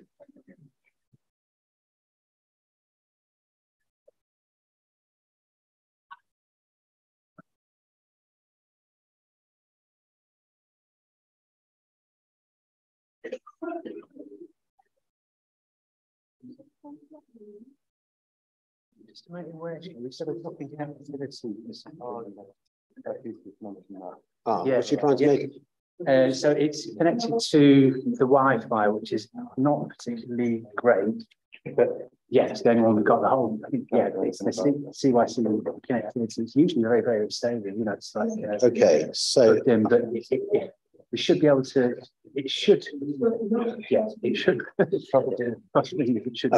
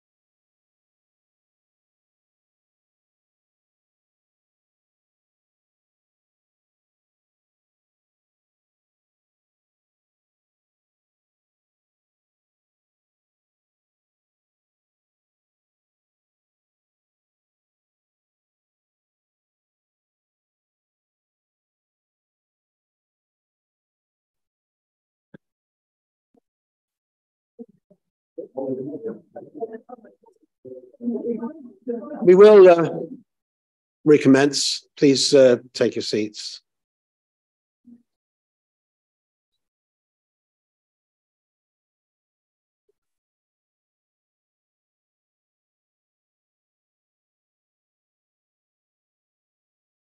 Having taken a break just for a few minutes, we're reconvening this meeting of the City of York Planning Committee. We were about to go into debate on this application, but before we do, members, Becky Eads was trying to come in at the end but lost connection. So I've just spoken to her, and I said it may be helpful before we go into debate, just give her the opportunity of saying what she was trying to say in response to the question that was being asked right at the end. What implication would there be should this application be approved in terms of the local plan, given the advanced stage that is now reached? So, Becky, would you like to say what you had in mind? Thank you. Thank you, Chair. Apologies for that. The question was asked about whether or not you could make a modification to the local plan at this point in time. The issue with that is that we've already done the hearings with regard to the green belt boundaries and the allocations, and this wasn't brought up at either of those hearing sessions as far as I'm aware, and you would need the evidence base behind it to show for the increase in the employment land allocation, which as far as I'm aware we don't have. So I don't think that is something that we could do at this point in the overall process, given that we don't have the evidence base and we've already been through those stages of the hearings. That was just what I wanted to add. Thank you very much. Thank you. Thank you. That's been helpful. So, Councillor Eyre, then Councillor Colbain.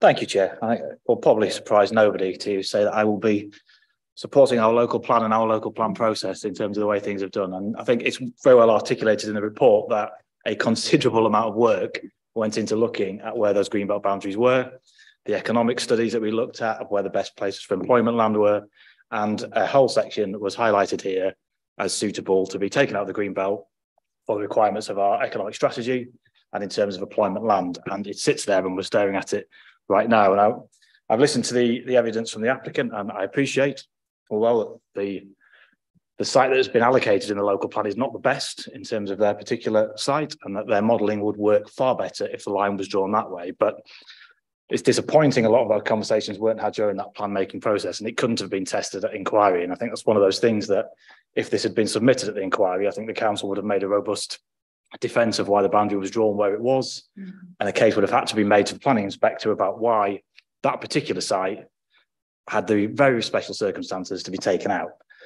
I have absolutely no doubt that that is the best site for Pavers, and it's the best option for Pavers in terms of how they would expand their business. The answer is, though, it is in the green belt, and is the case they've made very special circumstances for taking it out, and I'm not entirely convinced. I think we've been sold a story on job growth. There is no evidence I've seen in terms of what's been put before was that job growth wouldn't happen necessarily if this site wasn't approved and an alternate site was had to be chosen. I think as Councillor Kilbane interrogated them through, £60 million cost of relocating to Gloucester or anywhere such as that one is something that you said, the applicant said they wouldn't be keen to spend that type of money to move to a different site within this particular area. So it's questionable whether they would consider spending £60 million to entirely relocate the site somewhere else. So it feels a bit like a sword of Damocles that's been hanging over our head, and it's not as yet convinced me that would be the case. Autohorn gets mentioned every time. I was somebody who sat on the planning application. I think I've heard more mention of Autohorn at this planning committee since that decision was made.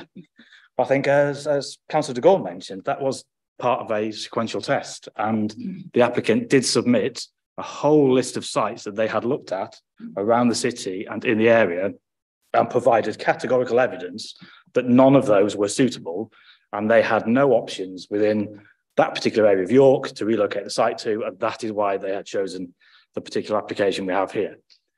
This one, I don't feel like that same piece of work has done. I feel like we've just been told this is our preferred site and we would like to go ahead with that one. As we keep looking at, and there's been suggestions of very many other sites very close to this particular site that could house the warehouse that's required. Again, taking on board that point, it wouldn't be as efficient. It wouldn't be able to be as autonomous as the site that's put before us is. But there's no evidence that it couldn't actually happen on a separate site in terms of that. So from the analysis I've seen, the very special circumstances test just isn't met for me in terms of this particular site. I think there are circumstances, there are very good circumstances as to why that particular site should be chosen and that should be approved. But the test is very special circumstances. And I, as yet, have not seen very special circumstances. So at the time come, I would be happy at this moment to move the officer recommendation, but I'll await to be convinced otherwise by any of my colleagues.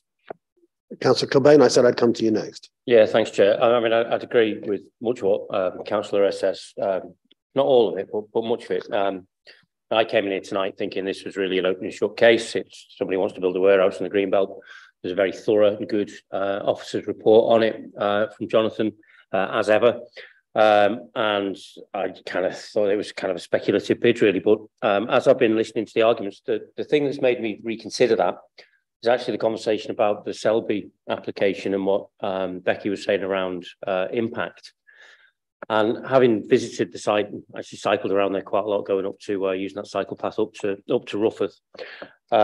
I started to think about that in terms of the 5 tests for the Greenbelt purposes, and whether or not it was in conflict with the 3 that have been outlined. And it did occur to me that actually it's a matter of opinion, isn't it, as to whether or not you think it contradicts those tests. So I don't think that this is actually unrestricted sprawl, because I think this industrial estate is an island on its own. It's not connected to the city. It's not spreading the city out, as it were. I don't think it damages the setting of York as you approach it, because essentially you're going to see pretty much the same thing as what you currently see when you're coming in. And I'm not sure that the safeguarding of the countryside arguments in this particular circumstances hold great weight, which then leaves us with the fact that it is inappropriate development in a green belt because it's not an agricultural building or etc.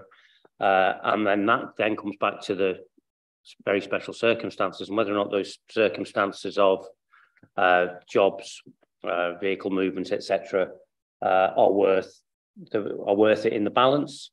And to me, for this is also, when I heard it, this won't set a precedent. And actually, this isn't a new development.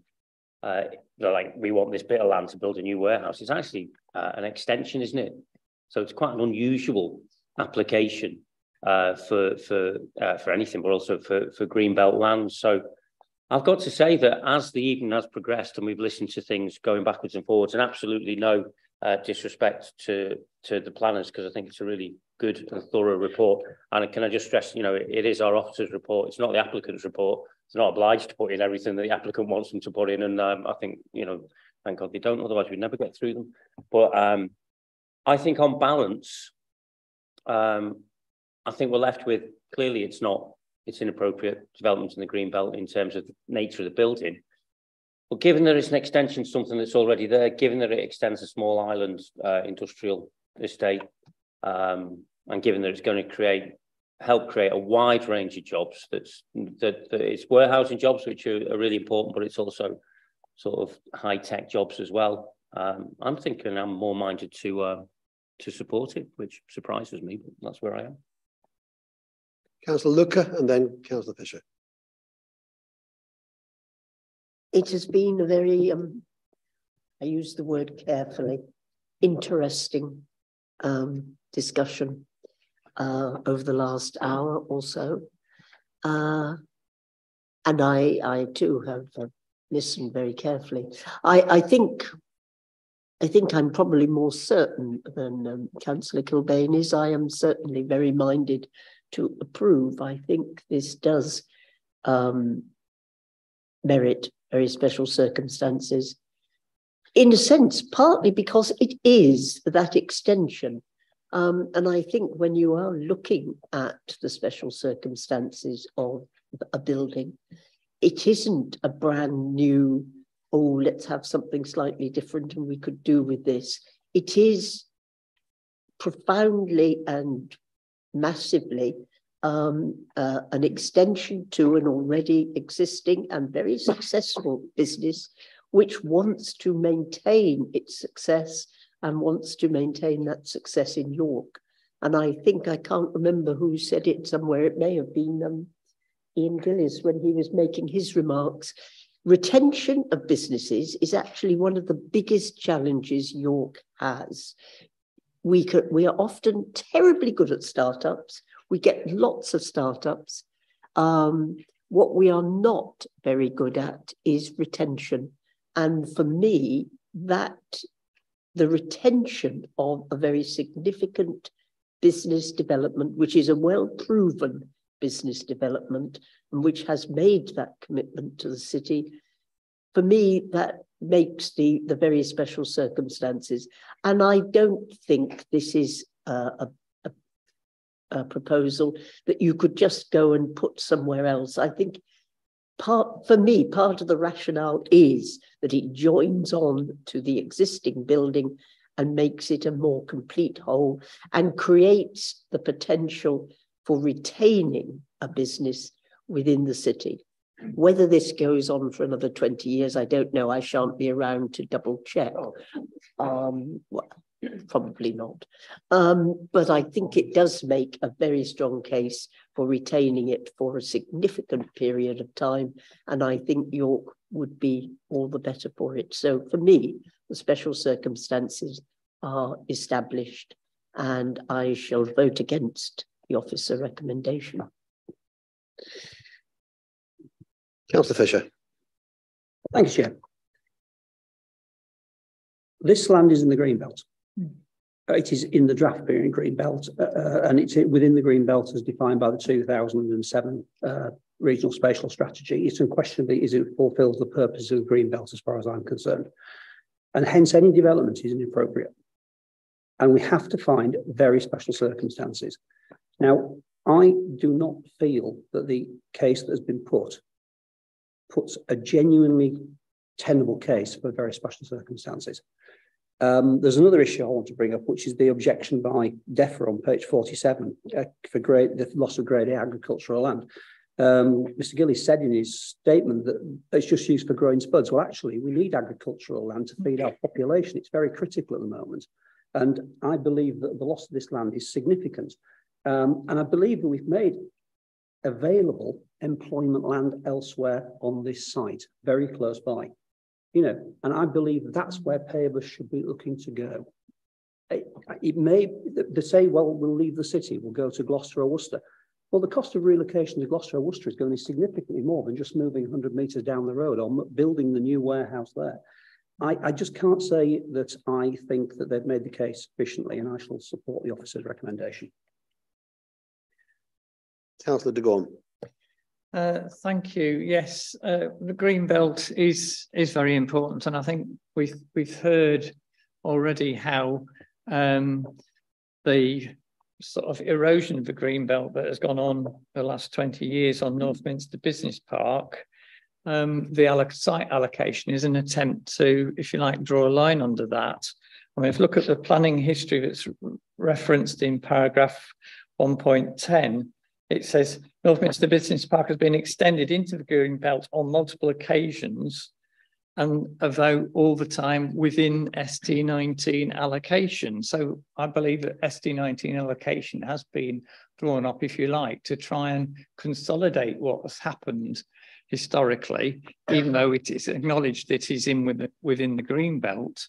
But this site is actually, you can see, it sticks right out into effectively extending westwards into open countryside, from the allocated site in our draft local plan. So I think it has major implications if we were to approve this for what we've gone through a lot of pain for in terms of trying to put forward to the inspectors and argued the greenbelt boundaries. And as you've heard, no evidence was presented to the inquiry suggesting that this should be excluded from the greenbelt. I think also just on page 39, you've got reference again to the business park was extended to accommodate Pavers shoes in 2005, and then further extensions. So all the time, those extensions have been within the boundary of what we're now identified as ST19. And so from our local plan policy point of view, I think we do have to follow the officer's recommendations on this. And just lastly, I would say that quite apart from these references here, Pavers, it is an important employer, and we have recognised that over many years. As indicated here, you know, we have allowed extension to accommodate that and to retain those jobs. Even dating back before 2005, I can remember very special circumstances for the continued use of a garage as office space to provide, to maintain the family business. And ever since then, this obviously has grown, but we do have to have consideration for our Greenbelt policies and our local plan, which is very important. And I think this, you know, could set a very dangerous precedent if we were to go against the officer's recommendations. Thank you. Councillor Doughty. Thank you, Chair. Well, I respect the officer's recommendation. I don't agree with Councillor de Gorn that this would set a precedent and damage the local plan, because we do look at each individual application on its own merits. And while we'll all have different views about whether we consider the very special circumstances to be strong enough, I do think there's a case here. So do certain other people, including the council's own economic growth team, for instance, and the Chamber of Commerce. So it's not just one or two of us around the table here. There's some significant people that are looking at a big picture on, you know, the economic viability of the city and job creation and supporting local business. So there are those things to consider. So yes, the very special circumstances, I believe, do outweigh in a balance against any harm to the green belt. So, you know, I won't be supporting the officer recommendation. Thank you. Councillor Melly. Thank you, Chair. I appreciate the time that the applicant has given today, and really, you know, giving us a lot of explanation and answering a lot of questions and providing a lot of detail for us and helping us make our decision. And I'm really sympathetic to their case and their business case based on the information they provided today. Of course, as councillors and people who care about the local city, we want to support local businesses, and we want to encourage local businesses to prosper and grow and support the local economy and employ local people with good, secure, well-paid jobs. But I just think that on planning, we need to separate that from our role here on planning, which is to assess a planning application on planning grounds and planning grounds only.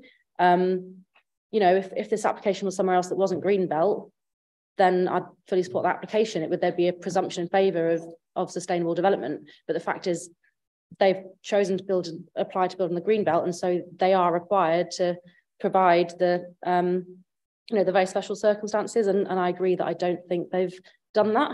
I think, as Councillor Eyre said, they've explained circumstances, but I don't think they're special or very special. As has been said, there is other land in the immediate vicinity.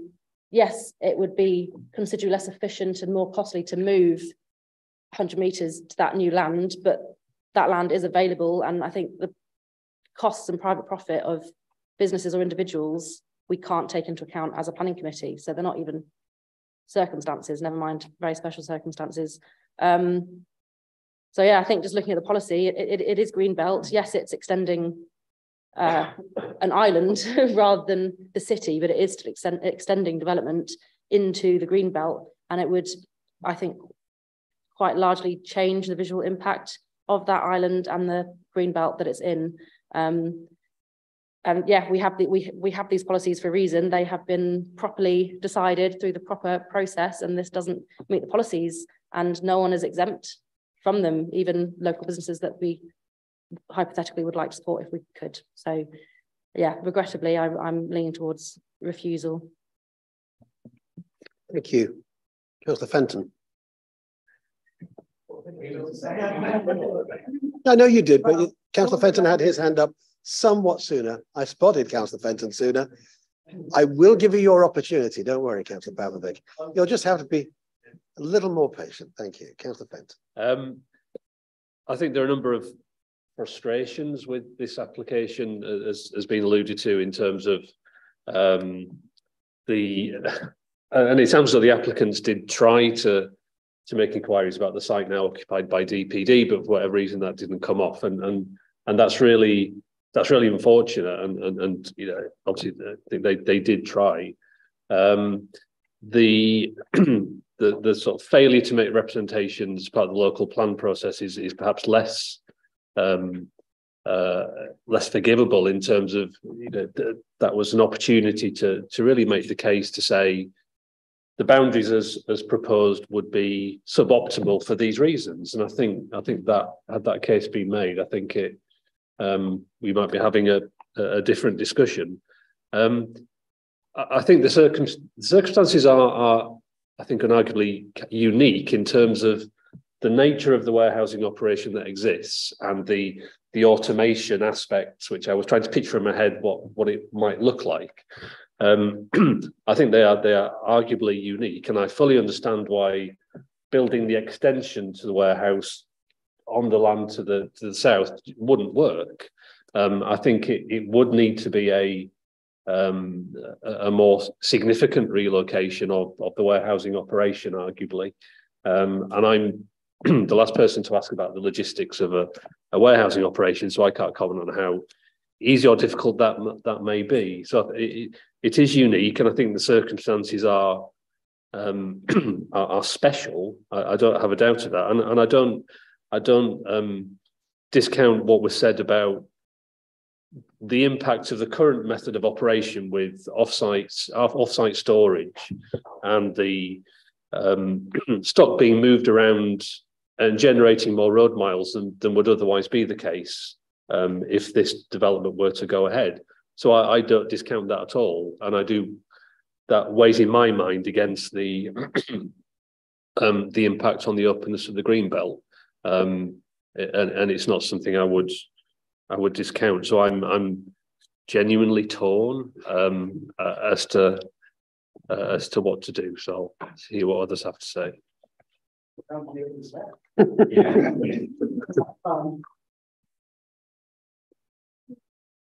Jonathan, can you put the first area picture? Councillor Pavlovic. Oh, thank you, Chair. That one, lovely, thank you. Some years ago, this was all fields. And then, yes, well, I'm taking the Janet route. Poppleton Park and Ride was Greenbelt. We decided that special circumstances justified the benefit to the community of taking it out of the Greenbelt and building on it. Northminster Business Park was originally fields. We decided that as a city, it was more important to be able to establish businesses and create benefit to the economy of the city. ST19, and we can see it there, the extent of it, is going to be employment land of really quite significant size. If you look at it, 1, 2, 3 fields for employment land. This application is half a field, 200 metres, not a full field, not encroaching over anybody's view or impact on anybody's well-being. It's a field of spuds. And we as a city are saying to many, many people, and we've been doing it throughout the local plan process, York is welcoming to business. York wants to encourage well-paid jobs. And for 200 metres, as opposed to 130 jobs, well-paid jobs, we're saying that half a field is more important. I can't agree to that.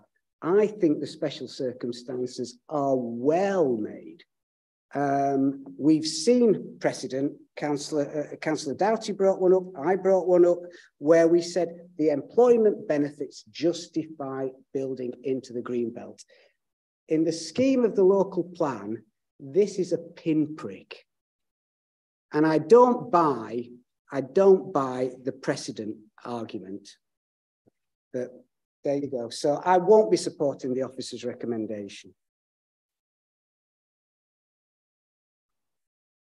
Councillor Eyre, did you want to? I wondered if you wanted to. Councillor Melly. Just the intention of the company is to expand and to grow as a company. I don't feel that we've got enough evidence that that expansion won't happen in York if this application isn't approved. I don't think they're just going to say, oh, never mind, we'll keep our business the same size it is and not expand and not innovate. Yes, and in the economic information here, I haven't seen that these economic benefits are specific to this site.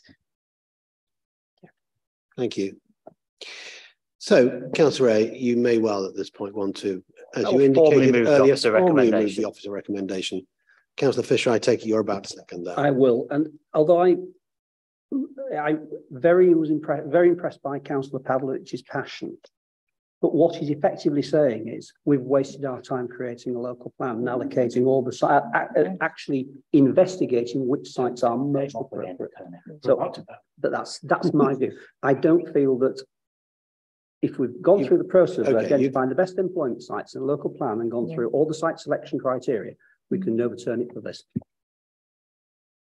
Okay, so the officer's recommendation. Chair, with all due respect, can I just say we are not God.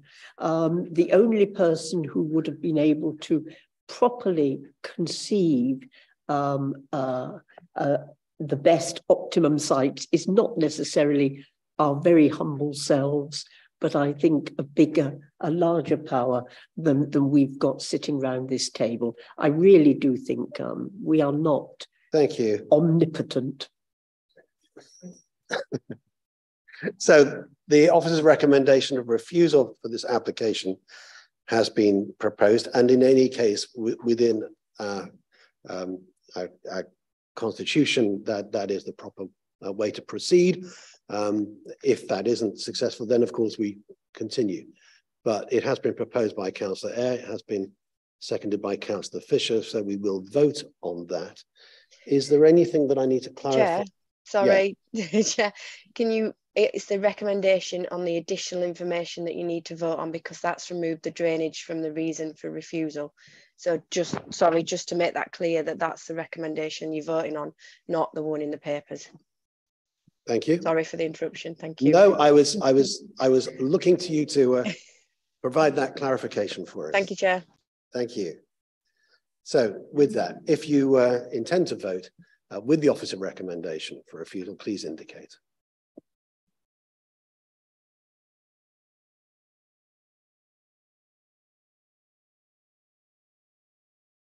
Thank you. And those voting against that, against the officer's recommendation? I think the recommendation is carried. Thank you.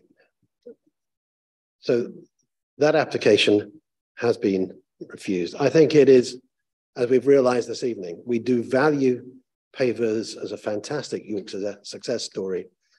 And I think it's very unfortunate the company didn't engage with the process around the local plan at a much earlier stage. It may be a different story, but thank you. Thank you.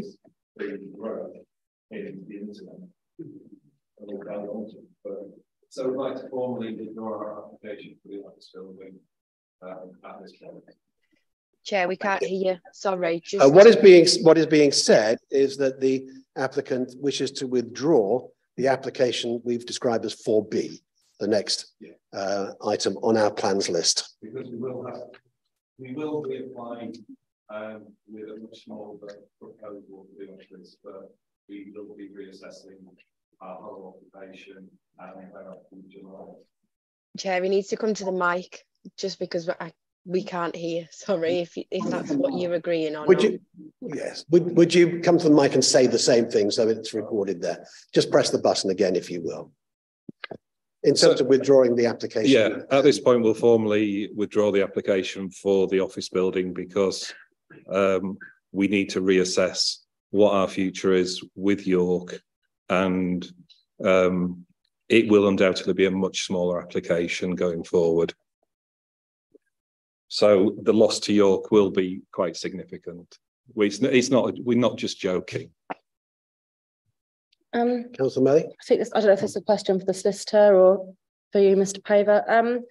There's different applicants listed for the two applications. Pavers Holdings is listed as the applicant for 4A that we've just heard.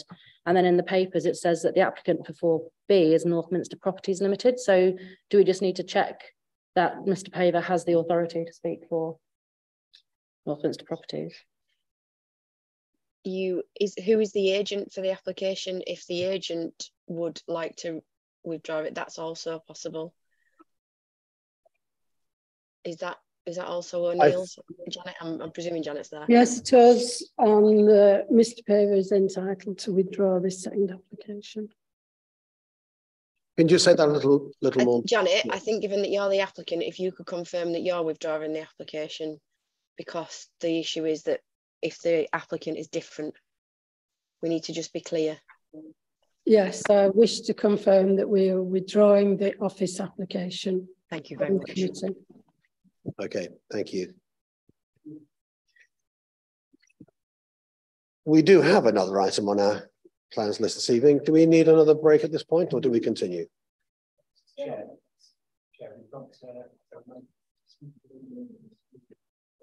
yeah, so we'll need a break anyway. So, reconvene in 5 minutes or 10?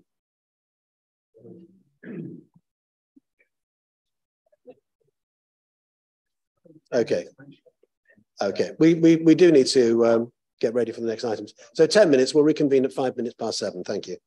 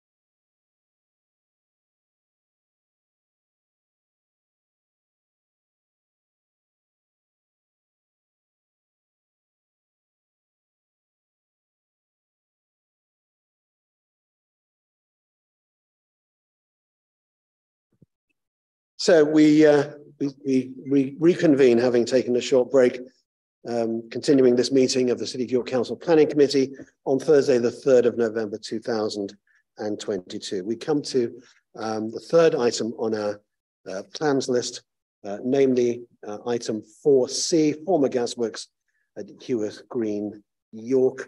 And in our paperwork, actually it begins at 109, not 111. The application is with respect to reserved matters for details of appearance and landscaping. So that is the focus of our consideration this evening, not other matters with this application, but details of appearance and landscaping for Zone B. We do have a registered speaker, and that's Mr. Tim MacDonald, Development Executive of Modal Living here in person, and with colleagues available to answer questions. We'll come to that very shortly. But Jonathan, if you'll give us any updates and introduce this item. Yeah, thank you, Chair. I do have a brief update. As part of negotiations on the scheme, we moved the cycle storage around the site, so there were more storage areas rather than fewer larger areas. So as a consequence of that, the elevations have been updated. So we would be proposing to update condition 2 to update the revision numbers on the proposed elevation drawings. And the other update item is a matter of clarification. It's just in section 5.9, we've referred to a brown roof in the report, but it was a misunderstanding by officers in terms of what the drawings was saying. There isn't a brown roof as such proposed. It doesn't change our recommendation.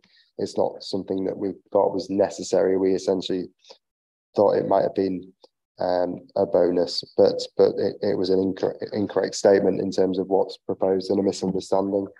To move on to the presentation, it is a reserved matters application only, and it's just for details of the appearance and the landscaping. Not too bad. So it's Zone B, which is the one on the bottom left-hand side of the site. So that involves 2 buildings. There's this larger one in the centre of the site that looks towards the neighbourhood green. We've got a courtyard in the centre of the site, a street here, and a separate block that faces onto Eberackham Way, the new link road.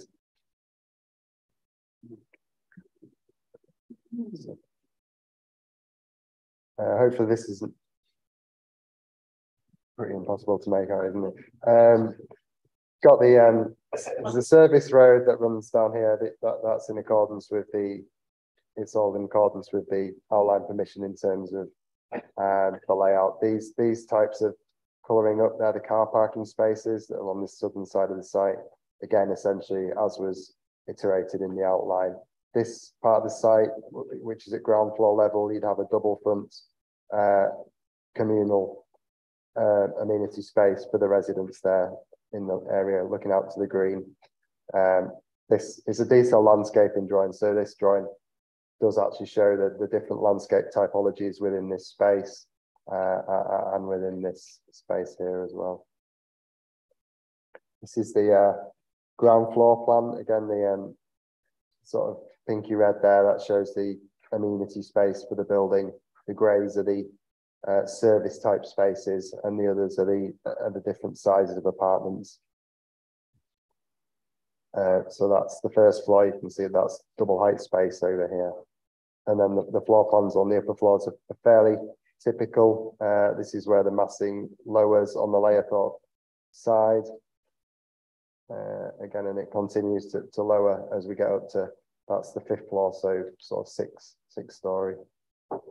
And that's the roof area. And this just shows where there's a communal area again up here, and that breaks out onto a amenity terrace on the roof here, and then that's a second terrace space that can be used as amenity space. These are the elevations.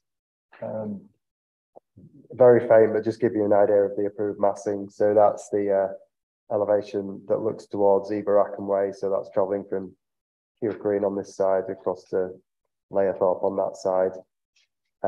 That's the reverse elevation of that looks towards the linear park. These are the elevations of the other block that face the face into the site, and the green. And just probably this is one that shows, and we can maybe zoom in on that if members think it's necessary, but it shows where things like accessible car parking spaces are and how they're positioned in proximity to entrances and lifts, etc. These are images that hopefully give a better picture of the proposed place and the architectural detailing. So this is the internal courtyard of the larger block, and you can just start to see that we've got some external balconies that look into that courtyard area. That's the linear park between the two blocks and how that would be set out. That's another shot of the main courtyard with the balconies. This gives you an idea of the level of detailing. So this is the elevation that faces towards the main green within the site. So you can see the double height space where the amenity space is, and the recessed brickwork that we would have that sit in the reveals, and the windows that in turn are recessed. And then you've got where the amenity spaces are on the roof. That's the extent of the slides. So that's all. Thank you. So, Mr. MacDonald, if you'd like to come to the table there and press the, well, all three of you are going to join us. But I understand there are others who are available remotely. So, Suzanne Yates, Planning Director. Thank you. Mike Harris, Director of Fuse Architects in person. And then on Zoom remotely joining us, Mark Shilton, Associate Reform Landscape and Architects, and Jim Lee, Director of Tate Consulting, who may well be fielding questions. But you have 3 minutes, Mr. MacDonald, to address the committee. Thank you, Chair. Good evening, everybody. My name is Tim MacDonald. I work for Moda Living, who are the developer for this application. I'd just like to start by making a brief introduction as to who we are. Moda is one of the leading build-to-rent operators in the UK today. We're a Yorkshire-based family-owned business with around 2,500 homes already built and in occupation and under management across the country. As a build-to-rent developer, we differ from private home developers that deliver houses, sell them on, and then move out of the area until the next project. As the operator, we retain ownership, and we're therefore focused on the long-term success of all of our schemes, particularly the quality of the product and the customer experience. To achieve this, we not only concentrate on delivering high-quality, sustainable buildings and homes through the design, the planning, and the construction process, but we professionally manage our schemes with dedicated on-site teams who are available 24/7 to support our residents. We're therefore able to address any property-related issues quickly and efficiently. We ensure our residents get the most out of living with us by creating high-quality amenity spaces, providing a market-leading service, and having a strong focus on our residents' well-being. We do this through the provision of various packages included in their tenancy agreements, such as 24-hour gym access, group training sessions, mindfulness classes, and a range of community events. We also have a strong track record of forming lasting partnerships to help support small businesses in the local economy, as well as creating long-term employment opportunities within our developments. In short, we are 100% focused on ensuring we create sustainable neighbourhoods and communities. We welcome your officer's recommendation to approve the application today, which recognises that the scheme accords with the outline approval and where the vast majority of the technical matters have already been agreed. We have worked closely with your officers over the last 5 months to address all of the remaining planning matters and to finesse the high quality scheme that is before you today. We'll be delivering both buildings in a single phase to contribute the full 392 homes into the York housing provision at the earliest possible opportunity, and subject to approval tonight and the completion of the site-wide remediation works by the existing site owner, we'll be looking to be on site within the first quarter of next year. We therefore hope you can endorse your officer's recommendation and approve the application this evening. I'm obviously accompanied by members of the technical team, and we'd be more than happy to answer any of your questions. Thank you. Thank you very much. Do members have any questions they want to put to the applicant? I don't see any members with any questions at the moment. So, thank you. By all means, take a step back from the table. Councillor Looker. It's a question for Jonathan. At least I think it must be a question for Jonathan, because it refers to the NPPF. Please do, go ahead. Why can't we have umbrellas on the roof terraces? I'd have thought if you're having a nice amenity on a roof terrace, why can't you put up an umbrella? Quite frankly, as long as it's not too ostentatious. I think we've got internal amenity space at rooftop level internally.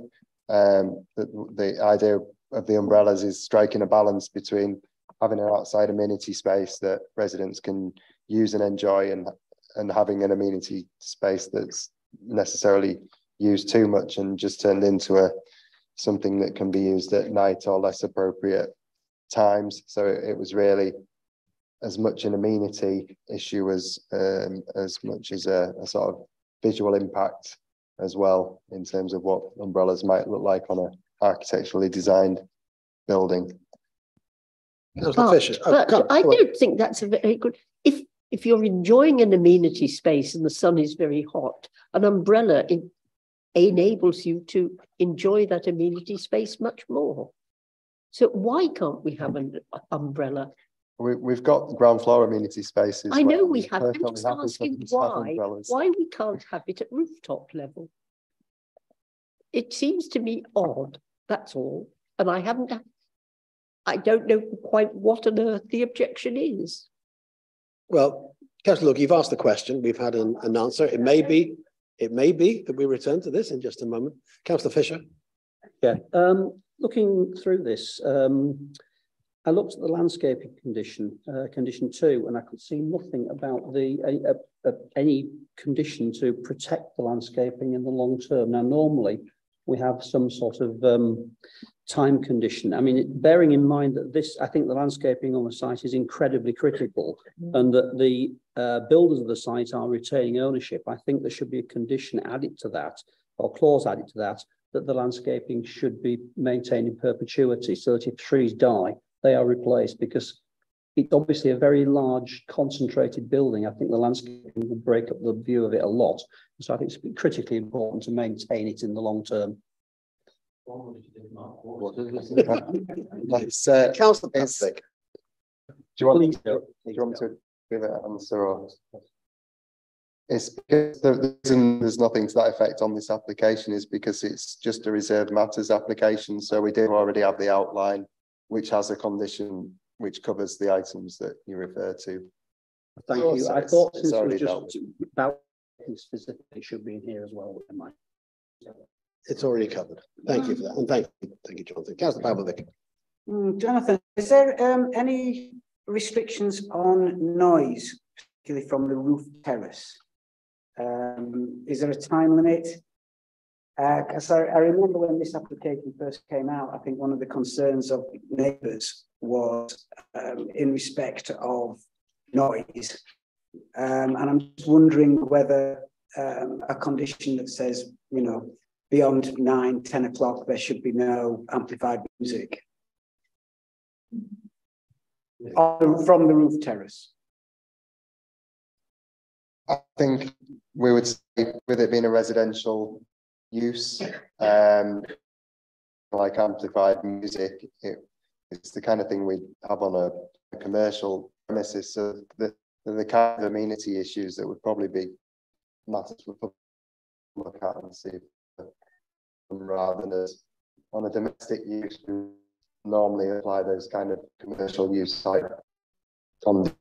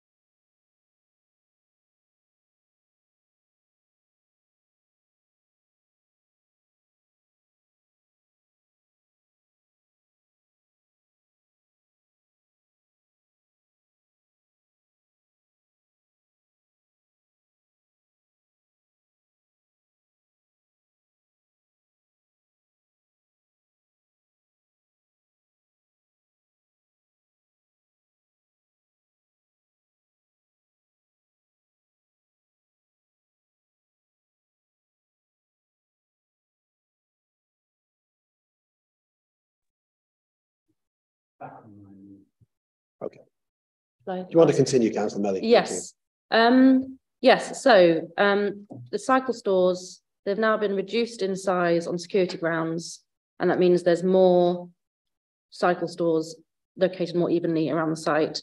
Does that mean that there'll be more cycling throughout the site rather than maybe on designated paths? What was the rest of my question? I've forgotten it. It was only a minute ago. Yeah. So the thank you, that's perfect. Yes. Does that mean more shared pedestrian cycle use of paths throughout the site?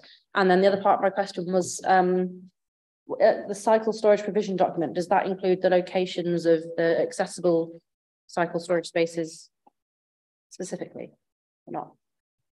Yes. In terms of there's been no change in the numbers. The amount of spaces is still the same, but what we've done is, instead of having sort of one really big store here, we've introduced another store here, so they're closer to the different apartments and the different clusters to those apartments. So, for example, if you live over this northern section of the site, you don't have to park your bike down at the other end and walk further to the apartment. So there's space more equally across the site. We do have layout plans of each of these storage areas on file that show that the space standards are LTN 120 compliant and that they include the larger spaces. So we do have all that detail on file that would form part of the approval. So are there those larger spaces in every single cycle storage then? The internal ones, yes, yeah. And then the other ones are set out quite spaciously as well, because they're Sheffield type hoops. In terms of people moving around the site, there's a route that runs parallel to Heworth Green within the site that's designed to be wide enough to be a shared pedestrian and cycle route. And then you've got the others are generally shared spaces, the streets within the site. And then if it's clear enough to pick those up from here. So the cycle storage itself is LTN 120 compliant, but the routes to them aren't necessarily. There's no guidance as such on routes to. I think it would be a management type. I don't know what the rules are, what the rules will be on site in terms of whether residents would be allowed to or be discouraged from riding their bikes from the internal part of the site to the sort of surrounding streets. Don't know about that, but there is not a great travel distance from the stores to the surrounding streets. Short distance here. Supplementary on this, Councillor, Councillor Eyre? Yes, because if people can't cycle to the cycle stores, if they have to dismount and walk it, then that negates the benefit you get from having more cycle stores more evenly distributed, so people can cycle, store their bike close to the door and not have to walk, doesn't it? That's kind of my question as well. And yes, there is LTN 120 guidance on shared pedestrian cyclists. I mean, that particular one, B22, does appear to be locked within the entirety of the site. So there is no way of getting out onto the road without going through all of the amenity space, which would rate the chance of somebody cycling through that bit. Yeah. There'd be one gate here that you would pass through. And then you would be out onto the street there, so you would do that. That's the view street along here. That's the linear part. Councillor, go on. The question that sort of arises from that, do the cycle stores have electric points in thinking about the charging electric bikes, which will increasingly be, and they obviously, if you had that, then it would probably also provide for mobility scooters, which need to be charged up once they're parked. I don't know if that's been looked at all, or if not, could we sort of ask to make sure that there's a power supply into the cycle store? We could look at it as the type of thing that there's a requirement for a travel plan that's ongoing over 5 years, and a requirement for each reserve matters to have an approved site-specific travel plan. So it is potentially something that could be written into the travel plan. Yeah. Looks helpful. Are there any other questions? No. Thank you. Then we move into debate. The officer recommendation is to approve, but Councillor Kilbane. I see absolutely no planning grounds whatsoever for refusing this application, so I congratulate the officer on his report and move that we support the recommendation. I saw a few nods as well, but seconded by Councillor Looker. Councillor Eyre. My only grounds were that I don't think anybody who lives on Minster View Street will be able to view the Minster from that particular location, but I don't think that's legitimate planning grounds to refuse it. Maybe rethink the name of the street. Councillor Pavlovic. I'm happy to support that, but I do think the points that have been made by Councillors Melly and De Gorn should be incorporated within the conditions that enacted as part of the travel plan. Electric charging must be provided by the applicant. Okay. Chair, if I Yes. may, because this is. If you could just introduce yourself. Sorry, so that. Chair, I'm Sandra Brown, the Assistant to the Committee tonight. Thank you. Because this is a reserved matters application for landscaping and the appearance of the buildings, the only conditions that can be attached now, this was reserved matters approval, are conditions that relate to those reserved matters. Okay. That's the legal position, unfortunately. Okay.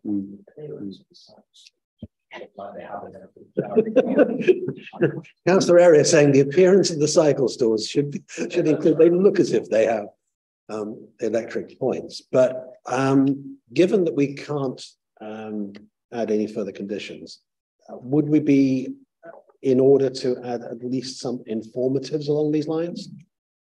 Chair, there's no problem in adding yes. an informative, but you understand the safeness of an informative. Yes, but I've been noticing the nods from the applicants, and I think they've taken on board the comments that are being made and see the value of that and adding those as informatives. Do we feel that we've got sufficient in terms of the landscaping in perpetuity, if that's the right word, or certainly for the lifetime of the development? That's already secured. Check the outline. Sorry, check the outline. It's 5 years on the outline. Okay. Is there something that we can do? You can't pull back from what was approved at outline stage. So I'm afraid the outline stage fits the landscaping maintenance requirement. Okay. Can we add a further informative? I've heard the proposal to go with the officer's recommendation, which has been proposed by Councillor Kilbane and seconded by Councillor Looker. Before we go ahead with that, just so that we're clear, I don't know whether you're able to do that for us, Jonathan, or whether Becky's going to do that for us. I'm here, so I can do it. Please. It is subject to the recommendation and the changes outlined in your additional information to the conditions, please. Thank you, Chair. With the informatives as? With the informatives. Thank you. We will draft the informatives as requested. So putting that to the vote, please indicate if you're in favour. That is unanimous. That therefore is approved. I have no items of urgent business